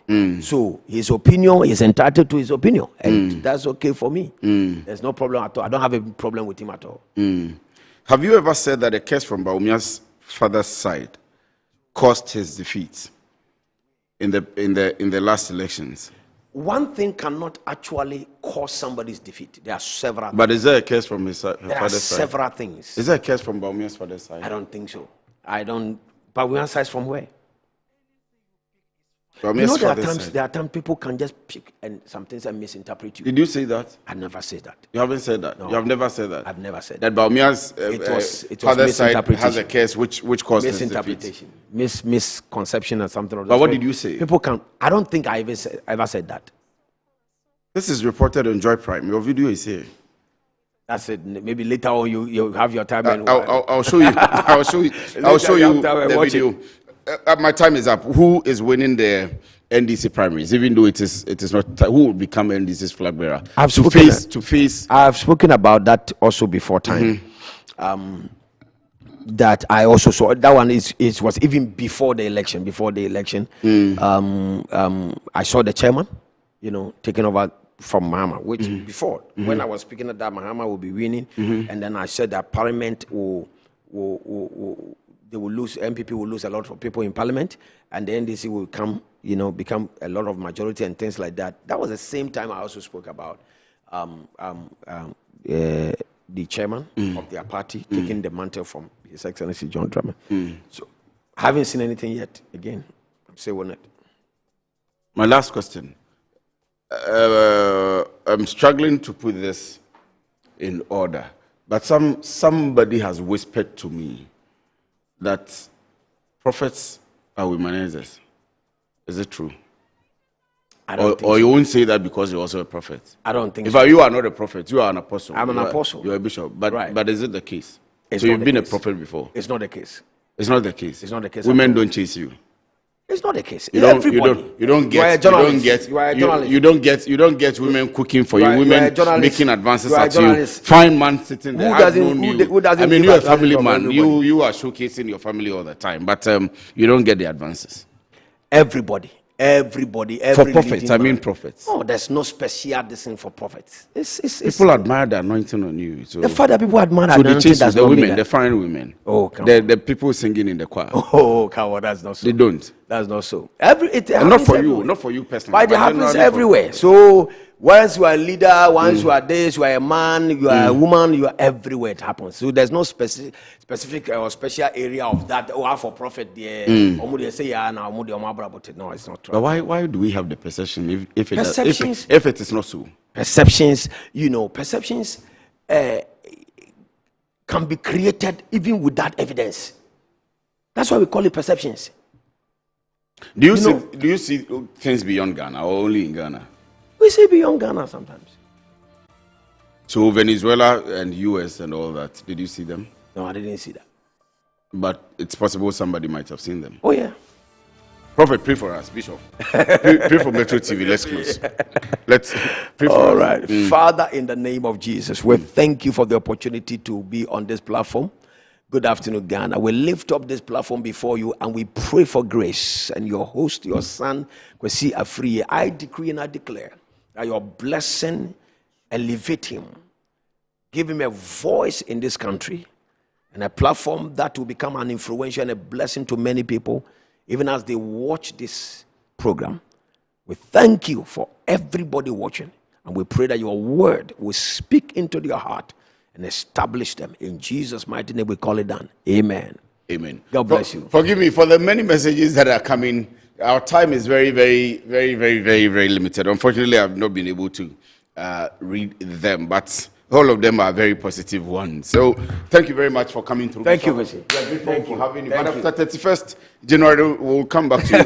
We'll come back to you and have a conversation on what's happening. You don't need to go away.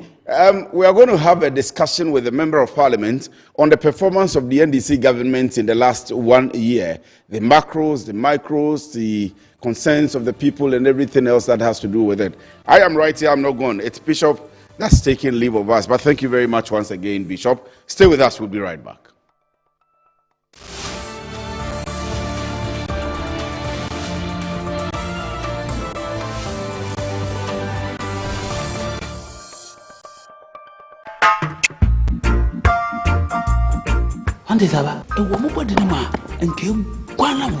Oh, Jose, and I made the Asamesio. Cannon Pano, Nasana, Mishiana, what me. A drain I didn't quano. Kingdom Garlic Bitters. No, more benefit him. Me benefit wine. Also, what told dear? Abrewa, the smile, our brente, Mishuve. One antique a crana wabre. No Kingdom Garlic Bitters, and any capsules. Nanya, what dear Brebia. Kingdom Garlic Bitters, and the capsules. Assembly, a devil when Amawani I say, send your name, wife, company, one personal. Kingdom Ginseng Power Capsules, and tea. Say, see, I'm password. Kingdom Ginseng Power Capsules. A many genius from Debefi, Abrebia. Obebia o de poor hauno. A drobakupa we hear tremendous capsules. Tremendous capsules. SS Yuma or Bessima. And no, you when you be a ton Rubia. Kingdom Heba. No challenger.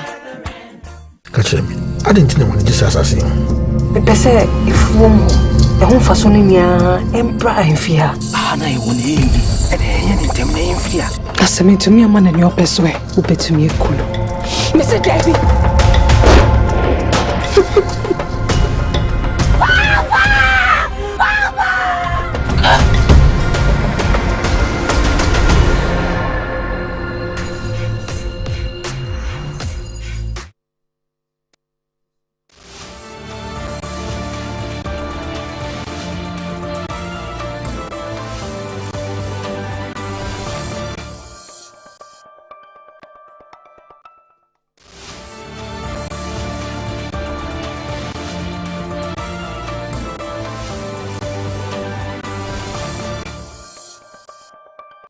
In his address, Dr. Ishmael Yamson praised the John Mahama-led administration for what he described as remarkable efforts in stabilizing the economy, but emphasized that significant work still lies ahead to fully transform the economy from the state inherited from the previous government.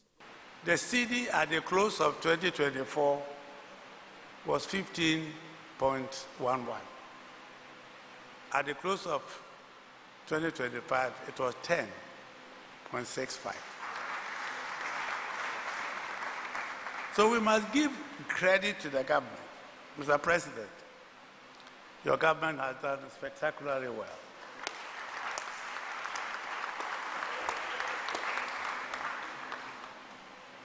Your first year has been simply spectacular. But let us not be overtaken by the joys of what we see. What we are seeing is stabilization. We are not at the transformation stage yet. Meanwhile, President John Dramani Mahama highlighted the country's economic progress since assuming office, pointing to key gains such as the strengthening of the cedi and a decline in inflation to single-digit levels. We've achieved measurable success, including a stable currency, touted as the best performing in the world for the year 2025, inflation falling from 23.8% at end of 2024 to just above 5% by the end of 2025. Debt falling from above 66% to GDP at the end of 2024 to 45% of GDP at the end of 2025. And foreign reserves rising from $8.9 billion at the end of 2024 to $13.8 billion at the end of 2025. The president also announced that construction work on the proposed Accra-Kumasi Expressway is expected to commence this year. And one of the iconic projects under our big push is going to be the Accra-Kumasi Expressway.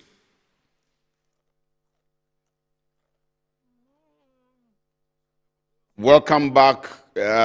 His Excellency the President Mahama says one of the biggest projects will be the Accra-Kumasi Expressway. And lots of things, lots of topics. Galamsey has been there, the economy has been there, the macro data has been there, Gold Board is there, lots of activities. And we have my very own friend, and who is a member of parliament and also on the side of the minority in parliament. He's an economist, he's everything that you can think about in the world of economics. He has worked with the former vice president, advising him technically on economics and so on and so forth. So it's the best we can have this afternoon to analyze His Excellency the President's one-year term is in office. And remember that today, the 7th of January, is exactly 1 year. But let me do a bit of politics with him.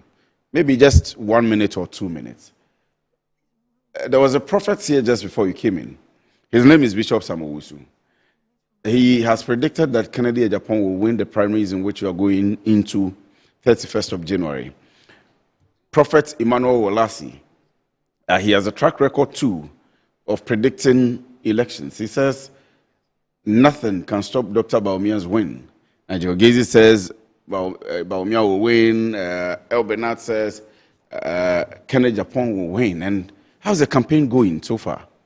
Well, so thank you very much, and good afternoon to you and your cherished viewers and listeners across the country.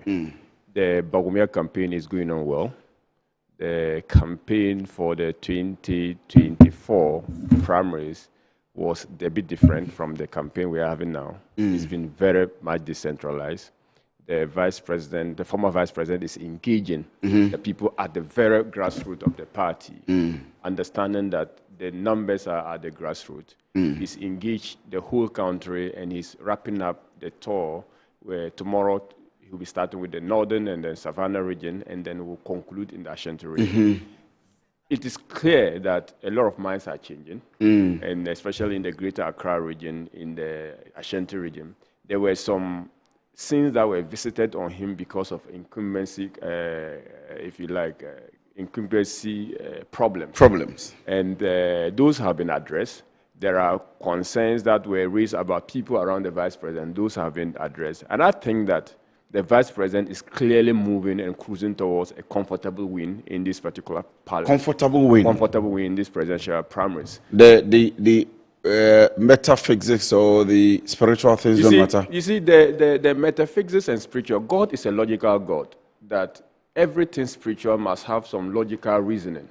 To the extent that your senses or your logic does not understanding does not mean that there's no reasoning or there's no logic behind every spirituality. So if a prophet is prophesying, you probably have to ask him what you have to think about the prophecy. And to the extent that some are prophesying that Dr. Mahmoud Bawumia is going to win, some are prophesying that Educhim is going to win, some are prophesying that Bright. I haven't heard anybody for Dr. Educhim. Oh, really? There are people prophesying. In fact, Prophet Emmanuel Olasi says if somebody like Kwabena Japan shouldn't have wasted his money and that he will not get even 2%. Well, there are people who are telling Kwabena Japan that he's going to win. And that prophets, I haven't heard that. So in all these prophecies, in this forest of prophecies, you have to look at which one is logically and feasibly possible. That is the only way God has given it the senses and then the reason, the power to reason. And I think that if a prophecy does suggest that Dr. Mahmoud Bawumia is not going to win, that prophecy actually defies logic. And that was not of God. That may be of someone else whims and caprices. So clearly, they are at liberty to prophesy, and they say they prophesy what they see. I don't know what they have seen, but logically, scientifically, it's clear that someone is going to win, and that person is Dr. Alhaji Mahmoud. Do you think they get influenced to prophesy? You see, so I must admit that believing in spirituality, prophecies are just like opinion polls. At a point in time, you may see certain activity, or you may see certain dimensions and contours of an event. The event will change in the course of time. Prayer change events, hard work change events. So if it is prophesied that I'm going to be the president of Ghana and I do not put in some work into it, it may not come to fruition. So I don't want to blame any prophet for seeing whatever they see, but I want to put on record that what you see is at a point in time. If you are seeing what you are seeing today, that does not mean that that will be the same situation tomorrow, because prayer might have changed it, one. Two, hard work might have changed it. Three, and there are different factors that will influence people's prophecy. Some are influenced by their relation with the candidate. Some are actually political prophets. They are actually prophesizing in a manner to direct their mind and shepherd the opinions of people in a certain direction. We are not naive. We are not neophytes about this things. But as a student of politics and someone mindful of scientific reasoning and science and data, I cannot but to say that a prophecy must be logical, a prophecy must be scientific, and that even if your logic and your reasoning does not make it logical, that doesn't mean that it's not scientific or logical regarding what you are prophesying. But for you, prophecies like opinion polls, and that's what I'm picking from you, and that if work is not put into it or work is put into it, it can change at every material time. That is what I believe prophecies are. They are like opinion polls at a point in time that you are seeing. If you don't pray, you can pray and it will change. If you don't work, then it will be the same or it will change. All those will have to be factored in. And I think that no prophecy is certain. That's the point we need to make. No prophecy is certain. Even we believe that there's a night where activities God determines the destination of people. But when you pray, God can change the circumstances of a person. So if you believe that God can change the circumstance of a person through prayer, then any prophecy you are seeing today could change tomorrow. So for me, I don't think that anyone should take whatever they are saying as a holy grail. We must treat them with some, if you like, some level of doubt. But coming to the point of you are comfortably winning in a comfortable lead, we've seen that before. We've heard the NDC say we're in a comfortable lead, and it turned out to be something else. Now, Musa Dankwa says that Kennedy Ohene Japan is appreciating in polls. In the last polls release, you don't get scared. But the polls so this is scientific, this is data, this is statistics. Granted, I'm not privy, and I have discussed Musa Dankwa's polls, and this recent, for the last 1 year, I've not followed the methodology he's been using to do his polls. So even granted that he says what you claim he has said, or what is reportedly said by him, it is based on a certain point in time. That is one. Two, it is also on record by his own analysis that Dr. Mahmoud Bawumia is winning. So these are two facts. We have only less than 30 days to the polls. As a matter of fact, less than about 22 days. Today is the 7th. So it's about 24 days. In 3 weeks' time, we'll be covering the elections of the new Patriotic Party. But, Afraid, there's no doubt as to the outcome of these elections. Why Bawumia? You see, because one, he is the most reliable and tested candidate. Two, he has what it takes to lead. He has the temperament of a leader. Three, Bawumia has been marketed across the whole country. And that when you need a candidate, you will not find it difficult to sell. It is Dr. Mahmoud Bawumia. Three, Dr. Mahmoud Bawumia has, broad-based appeal. He's liked by every Ghanaian, irrespective of the background. People attribute, you see, the fact that Dr. Mahmoud Bawumia is the first person from geographic north to lead the New Patriotic Party should tell you something. That in the MPP, Dr. Mahmoud Bawumia is universally liked. And that you must be liked by your base before you can even make an attempt of wooing or getting the people who are floating to your side. So Dr. Mahmoud Bawumia feels that too. When it comes to expertise, to ensure that a country develops, you are not just looking at a candidate who is fit for your party, but you need a candidate who can develop the country. He suffered the worst defeat under your government, under your political party, the NPP. That's not the first time a candidate is suffering worst defeat. John Mahama, even as sitting president, suffered the worst defeat in the history of the NDC. So what makes you think that Dr. Mahmoud Bawumia suffering the worst defeat in the history of our party will not rise? Will he win 2028 elections if elected? If you put all factors into play, the fact that he's going to be the only old face and that consistency matter in an election, the fact that the NDC is going to bring a new face, the fact that things in the later part of this particular administration may not be as people see them to be, the fact that people will be disappointed, workers will be disappointed, students will be disappointed, the fact that the political machinery of the MPP would now be galvanizing around Dr. Mahmoud Bawumia, and that there's going to be some force, like a unified force. We have no doubt as to Dr. Mahmoud Bawumia winning the 2027 election and being the president in 2020. Let me ask you this before we veer into business. Some people have said, and from your camp, have said that, and I get lots of text messages coming in all the time, have said that Kenneth Agyapong doesn't have the temperament, and NDC would have campaign messages to defeat him easily if he's elected as the flag bearer. What do you think of Kenneth Agyapong? Well, with the greatest respect, I don't want to come as someone trying to impugn the integrity of my leader, all of them are leaders, but you look at the last campaign. You've been with him in Parliament before. No, I was not with him in Parliament because... Oh, he left before you came in? I went. But if you listen to him in the last election and the campaign of the new National Democratic Congress, it was a soundbite of Mr. Kennedy Agyapong that they were using to campaign. So you come to think of it, you have a political party.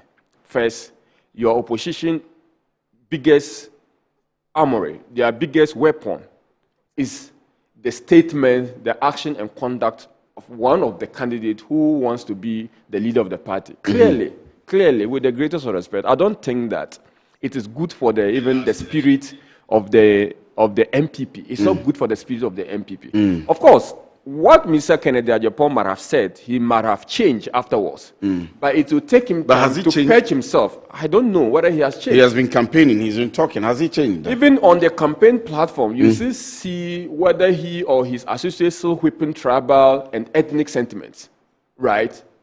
That does not give me the sense that he has changed. There's some drastic change. I'm giving the benefit of that, look, there are certain things he said he has changed. He himself has admitted that there are certain things he said he shouldn't have said, and on hindsight, they shouldn't have been said. We have to give him the benefit of that. But I'm saying that it will take him time to purge himself, to atone, in fact, to exercise the spirit that has led to the defeat of the MPP attributed to Mr. Ken Agyapong. Will he make a good president? Well, so I don't think that if he's the only person to be the president of the Ghana. No, among the five candidates. Among the five candidates, with the greatest respect, he would not make a good president for the people of Ghana. For now. Kenneth Agyapong will not make a good president. Yeah, the times. You see, Trump... In the times that we are let me tell you, Trump, at a particular time, would be the worst president of the United States of America. But at a point in time, he will be the best president. So the times of a nation demands the sort of leadership we require. And this time that we are in, the times that we are in, do not need a character like Mr. Kennedy Agyapong.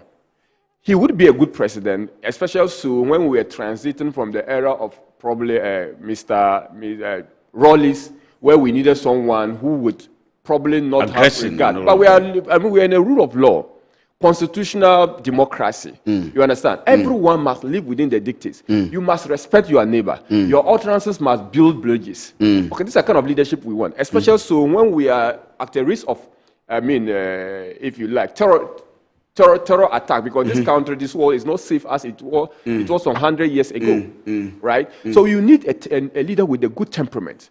And I think that at the moment, the one who takes the box is Dr. Mahmoud Bawumia. And you cannot, what will you fault him with? Is it temperament? Is it intellect? Is it composure? Is it experience? The control of the dollar. You see, so we all say now, even the NDC has admitted that the stability of the dollar is by a policy, an initiative, an ingenuity, a thought of Dr. Mahmoud Bawumia. They have admitted.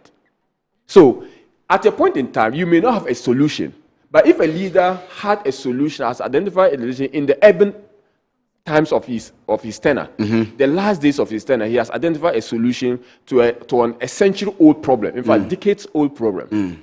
You have to credit such a leader that even though he was not at the helms of affairs, but at least when the mattered, he found a solution to a problem. And that solution can be enhanced. Well, who knows? What are the other life-changing initiatives that are in vision that are in his head? Until we give him the opportunity to unleash the rest, we will not know. So I'm just asking and appealing to the good people of Ghana that if we admit that Dr. Mahmoud Bawumia has introduced, even as vice president, led life-changing initiatives and vision that have radically changed the structure of the Ghanaian economy, then we must as well give him the opportunity to do and unleash the remaining of the initiative and vision that he has still yet untapped in his head. You are in Wale Wale all the time. Are your people voting for him? Dr. Mahmoud Bawumia is going to get 100%. In fact, if there was is it because it's coming from there? Definitely no. If you look at the leadership of Dr. Mahmoud Bawumia, you realize that he has, one, developed the people. That's one thing. But you are the MP. You are the person there. You are the person directly in charge of them. So you are developing them. No. And you are attributing I'm just 1 year. In fact, a position. I'm saying that his tenure within the last 8 years when he was the vice president. You see, they have to look at the record. First and foremost, they know him than any other candidate. His childhood is known. His days at the Bank of Ghana is known. His days as running mate to Nana Akufo-Addo is known. His days as vice president is known. And now he's known. You are the MP. How would you feel if Kennedy Agyapong or Brian Champon is able to pull some votes from Wale Wale? I'll be scandalized. I'll be disappointed. As a matter of fact, there's not going to be any justification.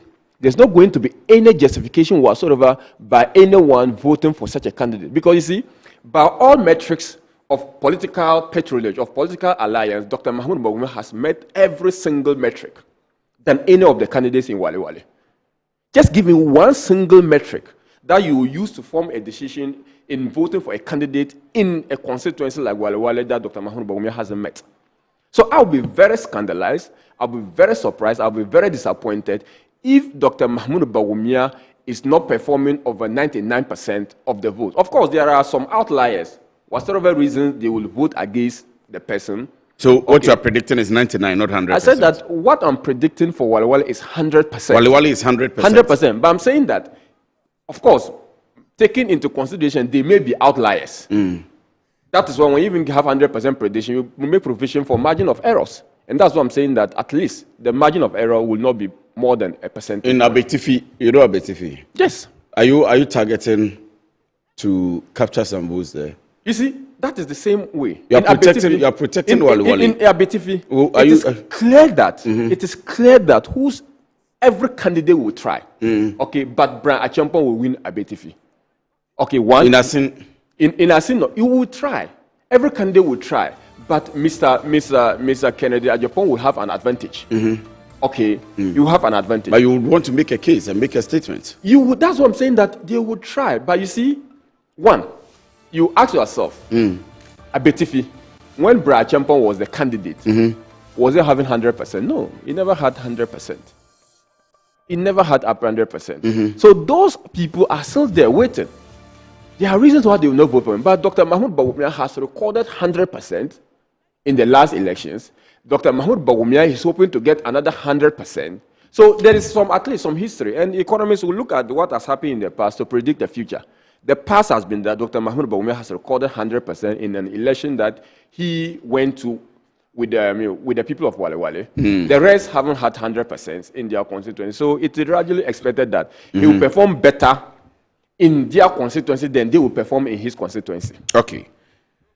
I think we should go to the economy now. And we have just about some 10 minutes to close. Oh, I see. Yes. Forgive me. The politics, because we are in January and the elections is happening in January, I think our mindset and concentration is gradually tilting towards your elections, and our preparations as, of course, Metro TV, the best place to watch your current affairs and politics and business and so on and so forth.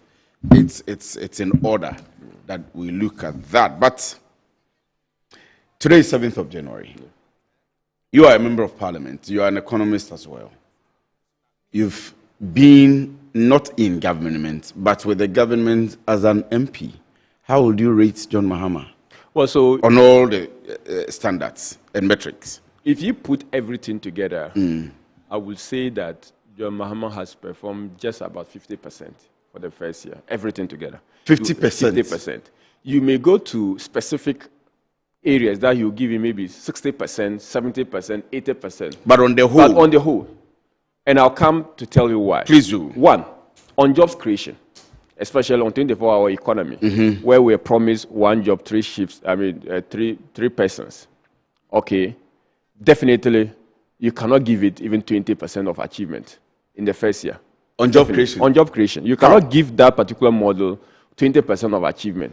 We still see, one, they are trying to even put some people into the security service. We've seen Ejumera, we've seen National Apprenticeship Program, we've seen the security recruitment they are doing. You've seen them as policies be introduced, but they have not translated into. You haven't seen the Ejumera program by the NDIP. There's no job created.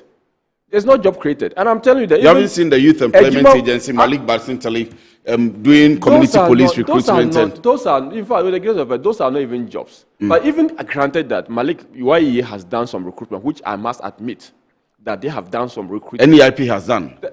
Osman, National Youth Authority has done. What jobs has National Youth Authority has created?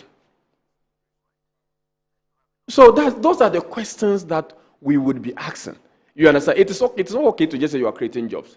There's intention to create jobs. Why he has created jobs? But I'm saying that looking at the jobs that are supposed to be created and looking at the promise you made to the good people of Ghana and the youth, I cannot give you 20% in jobs creation. Now, we come Less to talk than of 20%. Let's come to a Galamsey fight. Galamsey, yes. Our turbidity of our water bodies has increased. There's widespread, the audacity of Galamseyers have increased, that they can even take on security persons on. So clearly, the government has performed less than 10% when it comes to Galamsey fight. We can admit that NIMOS has been formed. They are trying to contain, the forest gas has been introduced, but that has not translated into actual results. Some forests have been recovered. Some forests have been recovered, but some forests have actually been endangered, and some actual homes and settlements have been destroyed. Right? So if a forest is recovered and a settlement is destroyed, it's a zero-sum game. You don't say, I should give you credit for the forest that you've recovered. What should I give you for the settlement that has been destroyed? So that is on Galamsey fight. The government has they are telling you that you used 8 years, you couldn't fight Galamsey. So you cannot expect them and rate them on Galamsey when they are only 1 year in power. On this very station, people told you that the people that we've elected and they are given the opportunity that you should not be asking time, that within 24 hours or 1 month, they should be able to fight Galamsey. So they cannot be asking, they cannot be given excuses. I agree. Yeah, they cannot be given excuses, right? So Galamsey fight has been something that the government hasn't done. So on security, there's widespread insecurity in the country. The government has failed in protecting the good people in terms of security. Now, let's come to the point that the government has probably done something. Let's finish with the security. How so? How has the government not been able to protect the citizenry on security? Do you know the number of people who die every day still in Boku? That there's even media blackout? That the government has asked people to put media blackout there? The Asante has come in. There is some. That has not solved the problem. There is some truth. There is some level of truth. That has not solved the problem. There is some level of truth. I'm saying that people die, jubilating in Boku. And I'm saying that people die every single day in Boku that the media have been asked not to comment on, and there's the media blackout there. No, as far as I'm concerned, I haven't heard that. You haven't heard that. You haven't heard. In fact, you haven't heard that. And if you are minded, at least have interest in Boku, and let's monitor what is happening there. That is one. I've spoken to the MP who is at Boku, and he said there is peace. The MP is telling you what he wants the people of Ghana to hear, but that is not what is spoken. I'm with the greatest respect to the MP. So that is one. Two. But we had two. So we had the member of parliament for Nalerigu. Yeah. Nalerigu opposing it anyway. But so that's the point. So that even tells you that you will need an independent person to ask the people of Boku, to interview the people of Boku, whether or not what both are saying is true. That's the reason why I'm saying that you don't need to put media black out there. You need to put sunshine on whatever is happening in every corner of the country. And you are saying here that people are still dying. I'm saying that people are still dying as of today. You are an MP, we'll take your word for it. I am telling you that is what is happening. So apart from that, Galamsey is still going on and people are fighting and dying as a result of Galamsey. That is a security issue. That's for Galamsey. Yes, people are dying out. Armed robbery is still going on in the country. People are being stopped, in fact, every single day, even though we have to commend some of the progress the police service has made. That is insecurity. There are still pockets of violence, tribal, ethnic violence everywhere, every corner in this country. So insecurity is still a problem for this country, and the president will have to do more in order to end the confidence of the Ghanaian people that he's doing something in terms of security. So when you come to the issue of the economy generally, macroeconomic stability, we can say that the government, building on what has been done, you can give the government more than average performance. All right, you can give the government more than average performance. But that's beyond the 50%. That's what I'm saying. That's beyond. Yes. That's what I'm saying. That on some metrics, you see the government performing more than 50%. All right, but on the economy. On the economy, government has done more than 50%. I must admit. What percentage will you give them? I will give the government some 60%. You know why I'll give the government 60%? Because they have been able to do only two things. The economy is a factor of growth. The economy is a factor of jobs created. The economy is a factor of stability. The economy is a factor of exchange rate, also stability, and price stability. The economy is a factor of the ability of your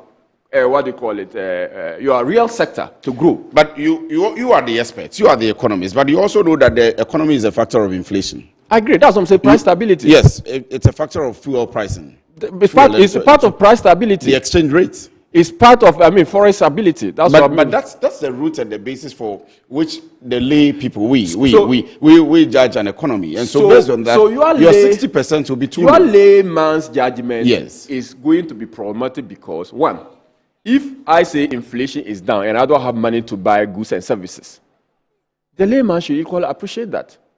That yes, prices of goods and services are relatively not increasing or increasing at a reducing rate, right?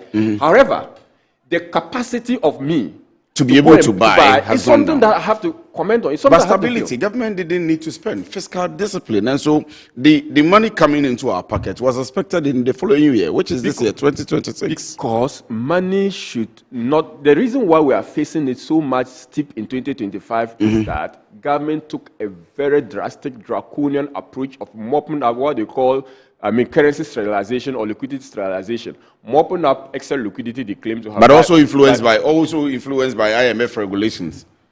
Good. If you say IMF, so that's the point that sometimes you come in. When there is pressure, you put it to the IMF. That is IMF conditionality. When there's successes, you don't want to put it to the IMF. So it is not only out of the prudence of the previous government. That's what I want you to accept. Not only out of the prudence of the previous government. Because when there are exogenous factors affecting the economy, you are quick to blame those exogenous factors. So let me tell you. When gold prices are coming down, you are quick to say it. When Trump is taking action, let me tell you the truth. We had stability in the last government, moving into this government, which stability has continued because of the IMF program. That's the first time. We must all admit. Now, how did the IMF program come about? How did it come about? It came because a government took a deliberate, difficult decision. Which government took that decision? The MPP government. So if you want to take a moment to do an analysis, the basis of all this successes we are getting is a decision that was taken by the MPP government. That's the basis. Okay. Now, the question will be asked, what is happening to your inflation? If your inflation is reducing and people are not having money to spend, it's a problem. Now, they are saying about stability of the currency. We have been talking that we want to move our economy from gadgets-led economy to export-led economy. But basically what we are doing is the promotion of the gadgets-led economy, because you are basically making sure that dollar is available for people to import. And people have not even averted their mind to this point that, look, the fact that we are celebrating about stability and then Gold Board giving people money and that we are getting 10 billion from Gold Board, we are basically supporting the economies, the external economies, or economies of other countries, China and USA, and then actually, making our economy to suffer. Our economy, we are actually strangulating our economy. Right? That is what we are doing. But that said, you give them the credit. But if I am an economist, I'm going to do the analysis. I'll look at the opportunity cost of promoting other economies, the potentials for jobs to be created in your domestic economy, which you have actually forgone for the creation of jobs in external economies. I'll have to look at that. So on inflation, on price stability, we'll give them.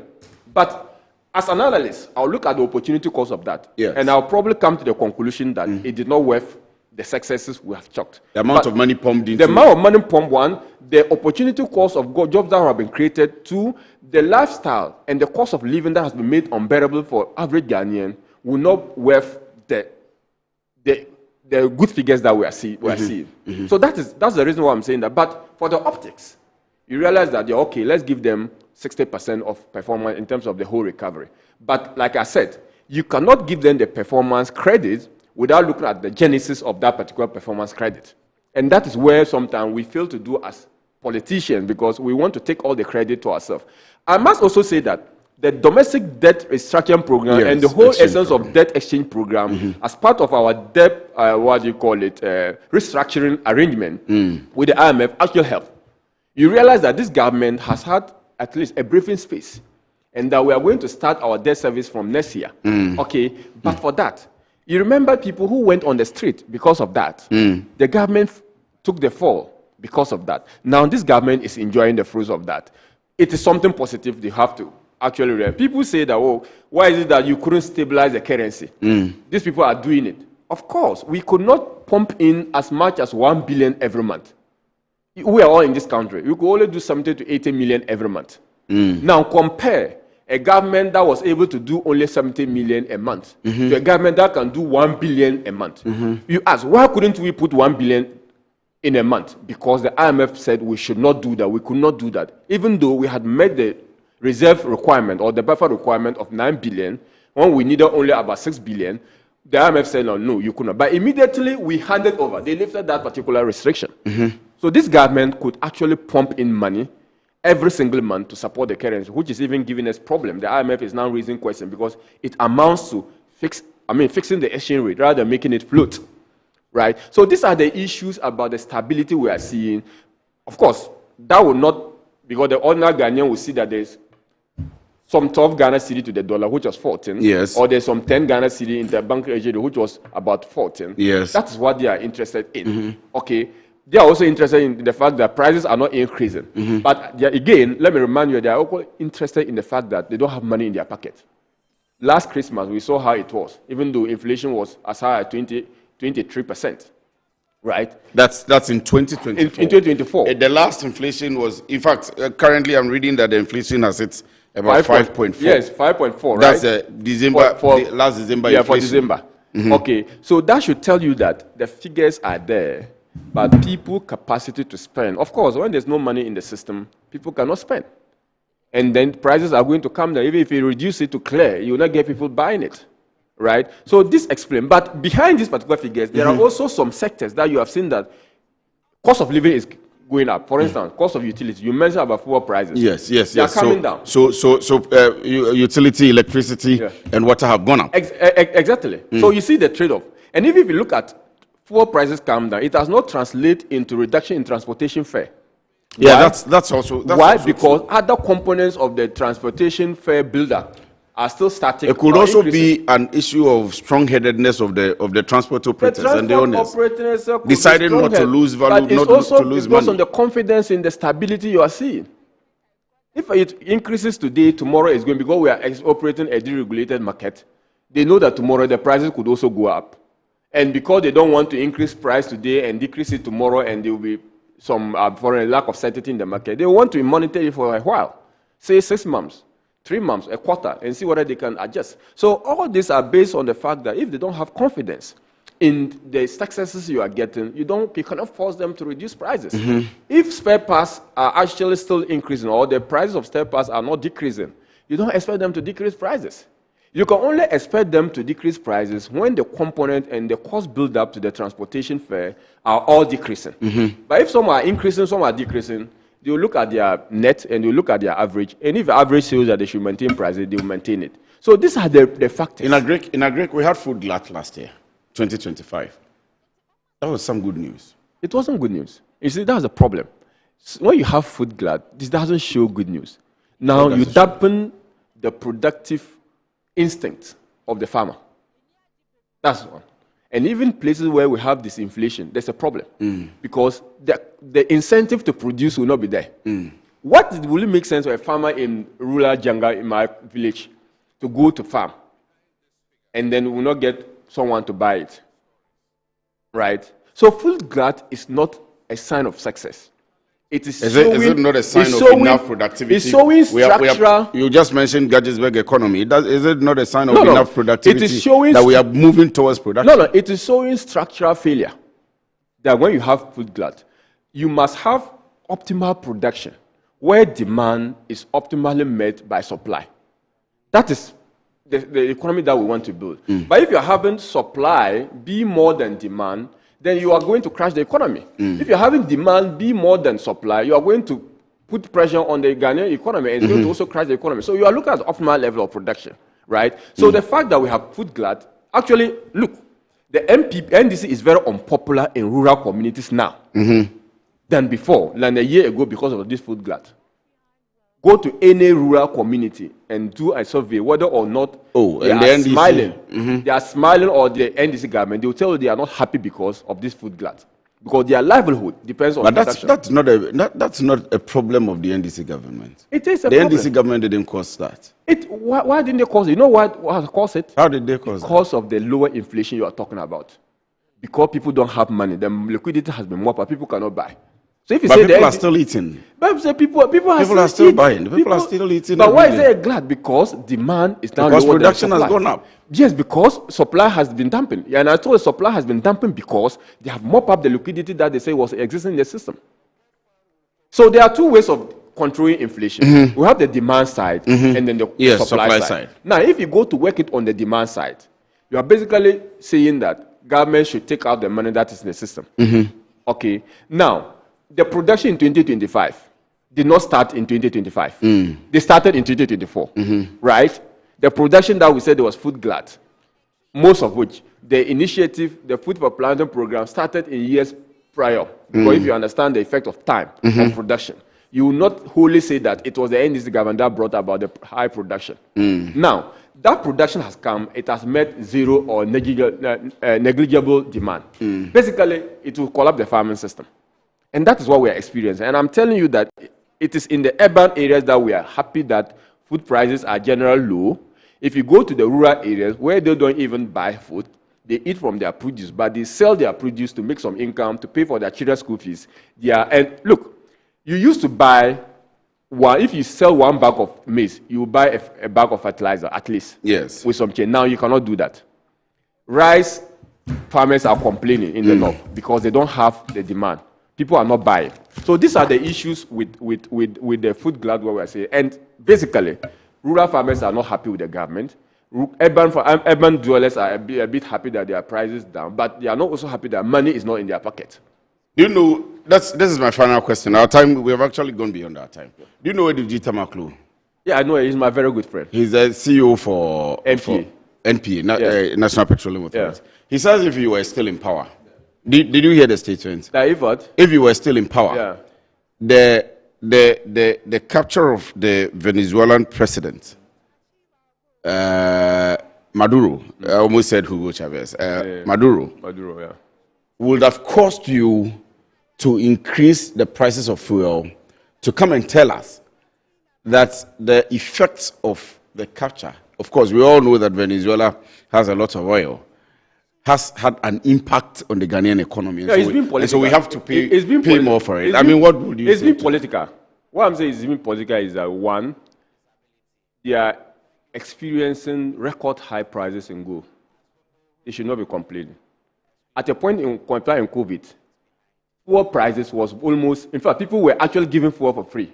A barrel of fuel was almost like $10 at that particular time. So you need to put all that into the picture to understand why there was the need to have COVID. But Russia-Ukraine war? No, I'm just giving an example. So he's giving a trend analysis of, I mean, the things that are happening outside the borders of the country and how it impacts us. Even there are events that even happened that did not trigger what you call. There were events that happened that did not trigger any economic change.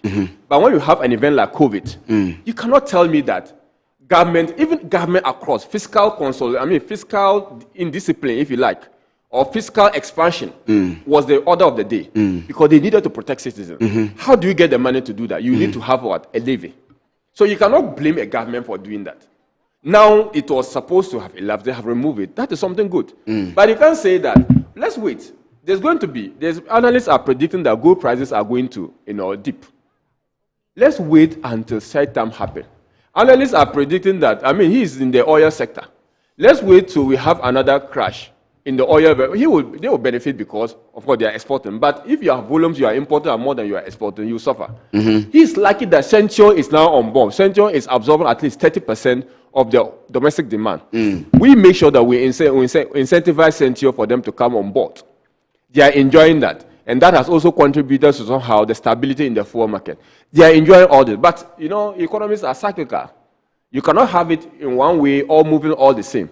There are going to be downturns, there are going to be upturns. And I'm sure that when it happens within their term, they will be speaking from different sides of their mouth. Thank you very much, Honorable. Thank you very much. Honorable Kabiru has been with us all the time. He's with Good Morning Ghana all the time. He's a friend of Metro TV, and we've been talking about the economic performance of the current government. And, of course, we had a bit also on how the NPP elections is coming up. 31st of January, he says Dr. Mahmoud Bawumia will carry the day, and he is currently in a comfortable lead. But he will keep the pace till the elections come up. We have to keep working, and I'm just using this opportunity again. Probably I may have another opportunity on this platform to again appeal to the good people of Ghana to probably let him unleash what he has in store by voting massively for Dr. Mahmoud Bawumia. Now it is for the delegates, so you can speak for the MPP delegates. The MPP delegates is an opportunity for us to save the MPP once more, to make sure that we redefine leadership, to correct the wrongs of the MPP, to make sure that Ghanaians have faith and confidence in the leadership of the MPP once more. And that can only happen if you elect leadership that is competent and capable of leading the whole and leading the country. And I believe, in all sincerity, that Dr. Alhaji Mahmoud Bawumia has what it takes: the competence, the expertise, the composure, the demeanor, and in fact, the sense of purpose. The contours of his vision are so clear that you cannot resist but to support such a vision. And I'm urging you to, give him the necessary support, devoid of any consideration, devoid of any, primordial consideration. Let's give competence an opportunity to shine, and let's give competence and expertise the opportunity to lead. And Dr. Mahmoud Bawumia represents this competence, expertise, honesty, and truthful in character that will send us to the destination we're all yearn to see. Once again, thank you for doing for Dr. Mahmoud Bawumia, and I urge you to support him come 31st January 2026. Honorable Dr. Mahama Tia Abdul Kabiru is the Member of Parliament for the Waliwali constituency. Honorable, thank you very much for being with us. Thank you once more. This afternoon. And that does it for the end of the show. Good afternoon, Ghana, this afternoon. We are all here all the time for God and country. Good afternoon to you for watching.